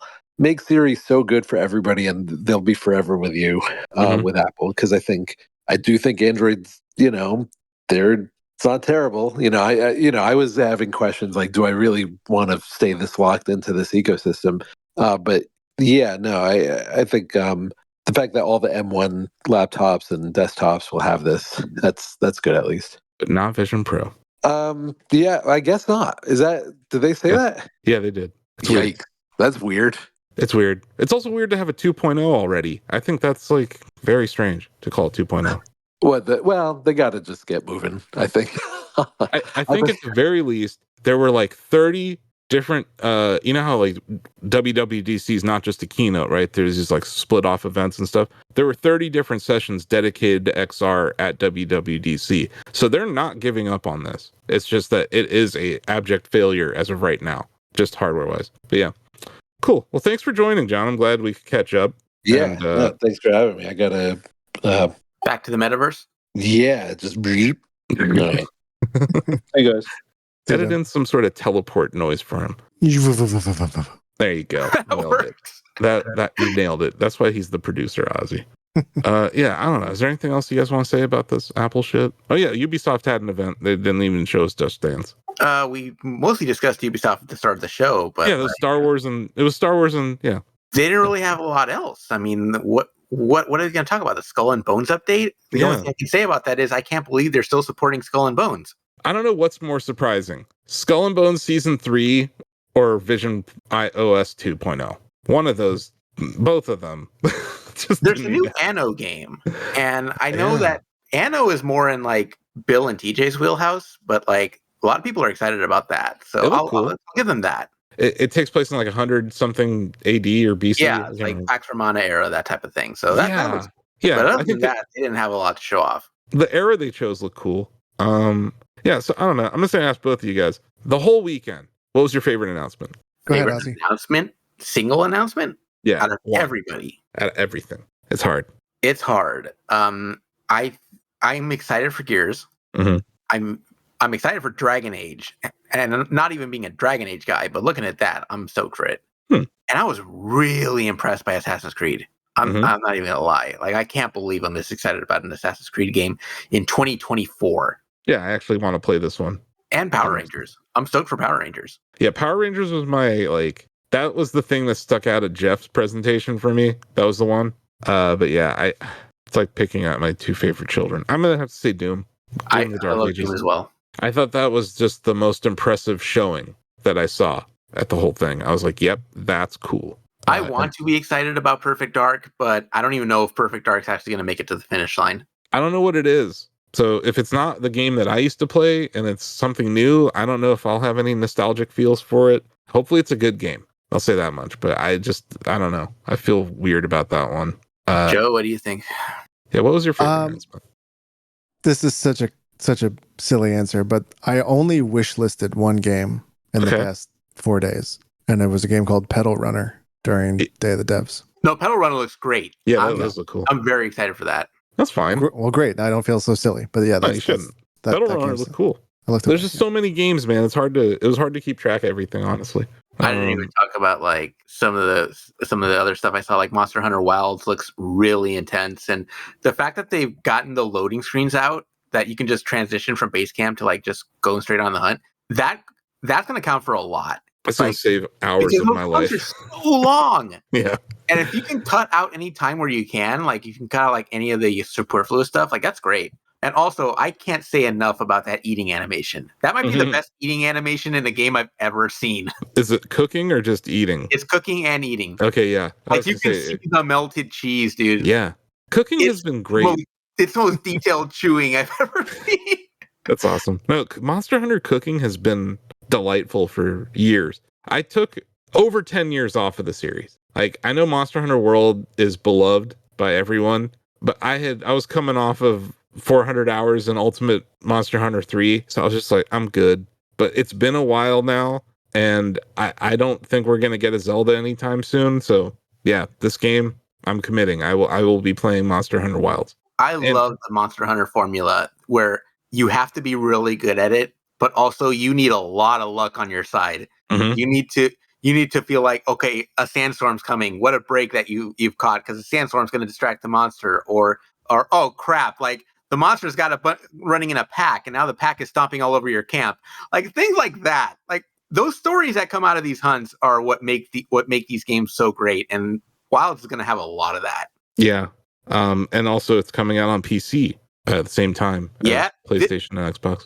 That's actually something that hasn't been mentioned enough. This is the first time that this is going to be like out on all platforms at the same time. Yeah. Like World took a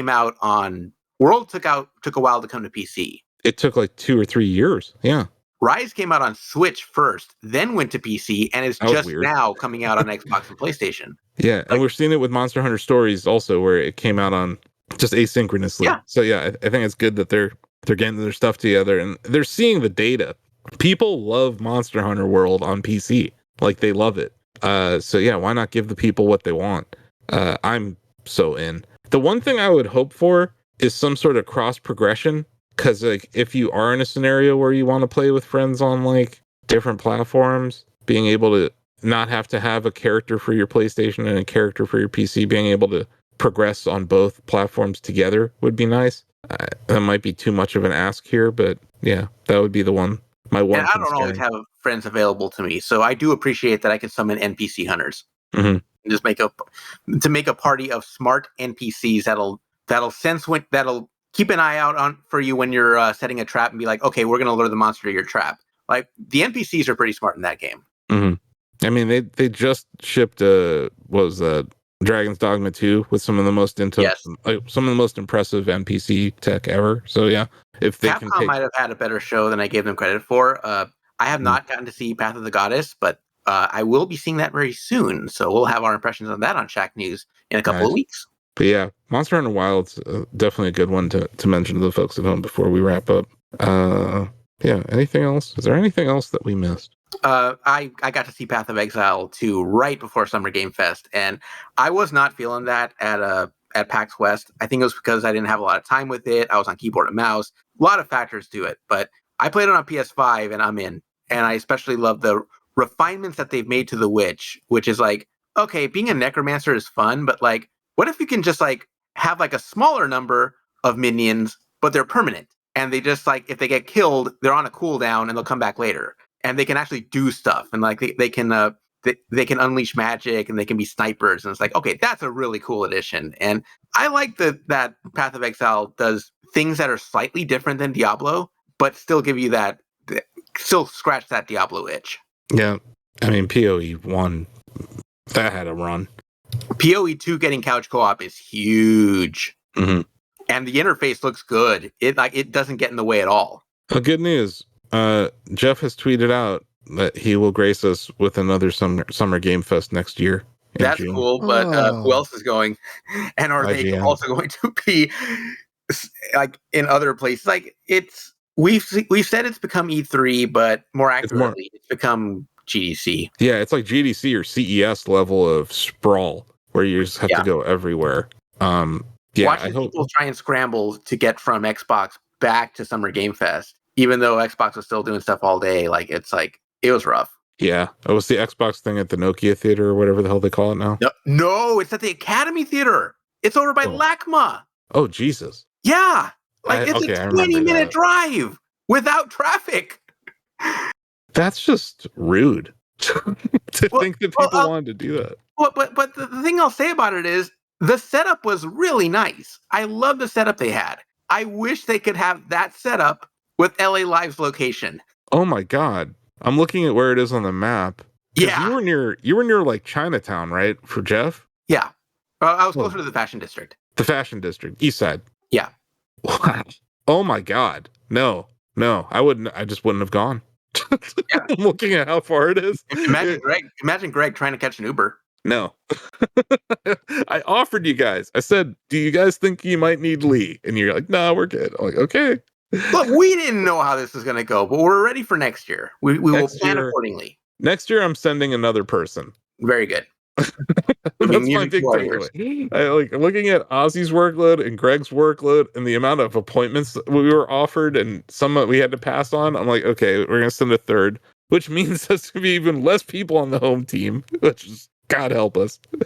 But yeah, we got through it. It was a rough week. We lived, bitch. Yeah, hopefully everyone enjoyed our content that we put out. Yeah. Including we got a couple community notes here. We got a few questions and comments from the Shacknews community, which you can join by heading over to shacknews.com/chatty and clicking the hamburger menu. We have Joaquin Valerie 7022 on YouTube said, and I like Call of Duty. I'm okay. Yep. Thanks for listening. And then Evil Danish said the Doom the Dark Ages previews alleviate all reservations I had about the game. I don't think anyone played the game. Like, it's just a video, right? No, but like I think there's a concern that because Doom 2016 and Doom Eternal are two different games. Sure. In terms of like just combat, traversal, all that sort of thing. There was a much greater emphasis on like platforming in Eternal, and this feels like more like it's closer to just a straight up corridors of like Doom. Yeah, this seems more like it's getting back to the rip and tear and less of the jungle gym aspect of Eternal. But yeah, I thought Eternal did that aspect very well too. The whole like parkour and platforming type of thing. I thought they did that really well. Mm-hmm. But yeah, I think it looks good. I'd like to see more of it. And yeah, I'm sorry you like Call of Duty. It's fine. Fortunately, QuakeCon is right around the corner. Yeah, whatever the hell that's going to be.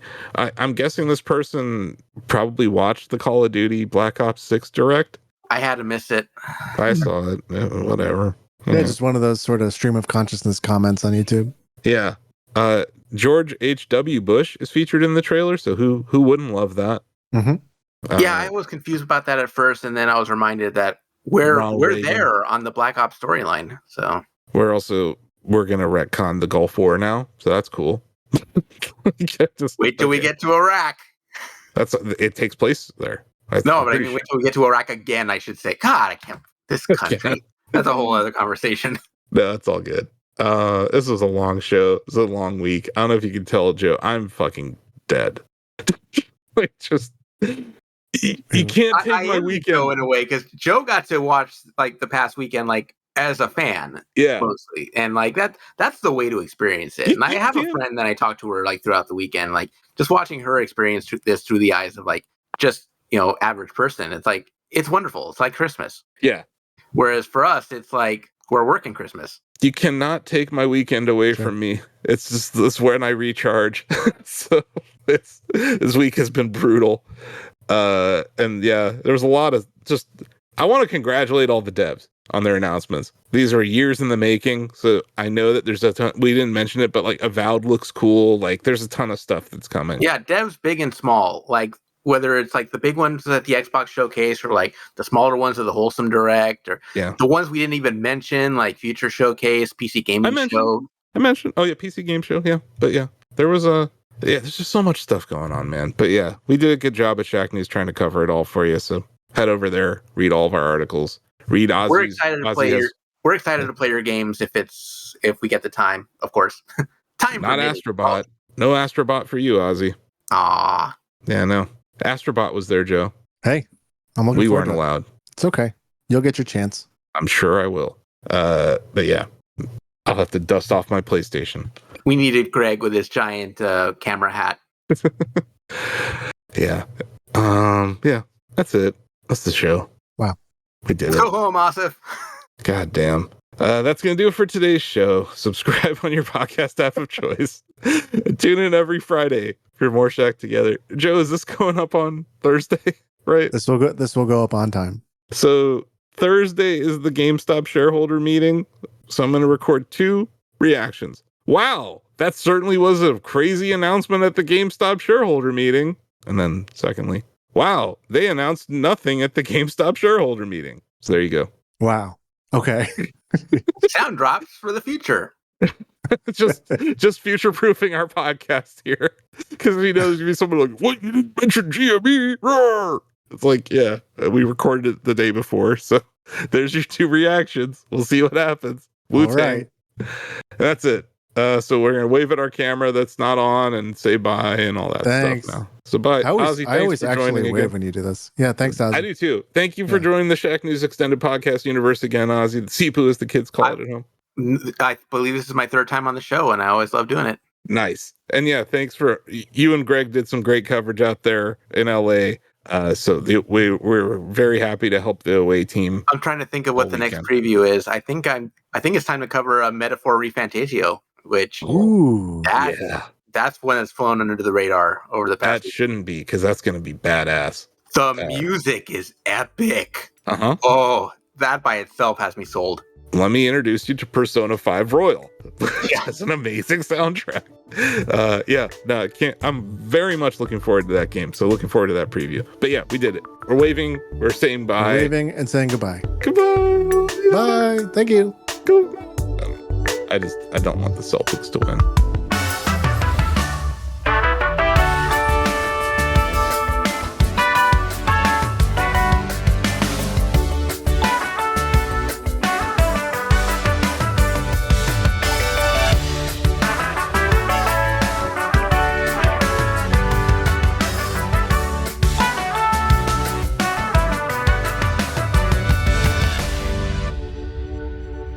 Shack Together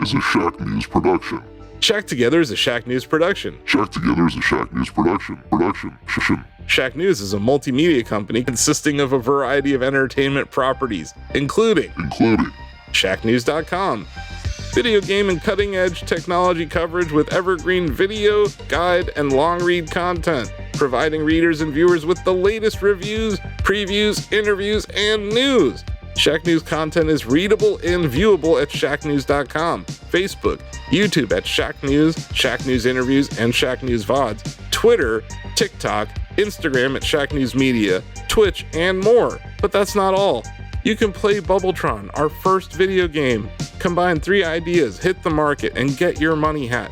Bubbletron is a daily game in the style of Wordle, where players can launch a company and see its valuation instantly. Hit that high score and brag to your friends. Visit Bubbletron.com to play. There is no download required, no signups required, but if you are into app downloads, we have the cutest one on the planet. It's called Shack Pets, the ultimate battle for cuteness. Swipe your pets to victory on iOS and Android in this Tinder-like app for pets. Shacknews is proud to present a variety of micro products, all available for free at shacknews.com. Cortex is a publishing platform available to all of our users. Shouts is a Twitter replacement in a time where Twitter really needs replacing. And Reader, an RSS reader that won't get shut down by Google anytime soon. You can import YouTube, subreddits, all sorts of cool stuff, even podcast feeds. And lastly, all of our products are completely free to use and play, so if you're a fan of what we're doing and want to support the Shacknews ecosystem, head over to shacknews.com/Mercury. Mercury offers subscribers access to exclusive Shacknews swag like hoodies and VIP access to our long reads in downloadable format. It's a great way to support us. There's different tiers, and you get a lightning bolt next to your name.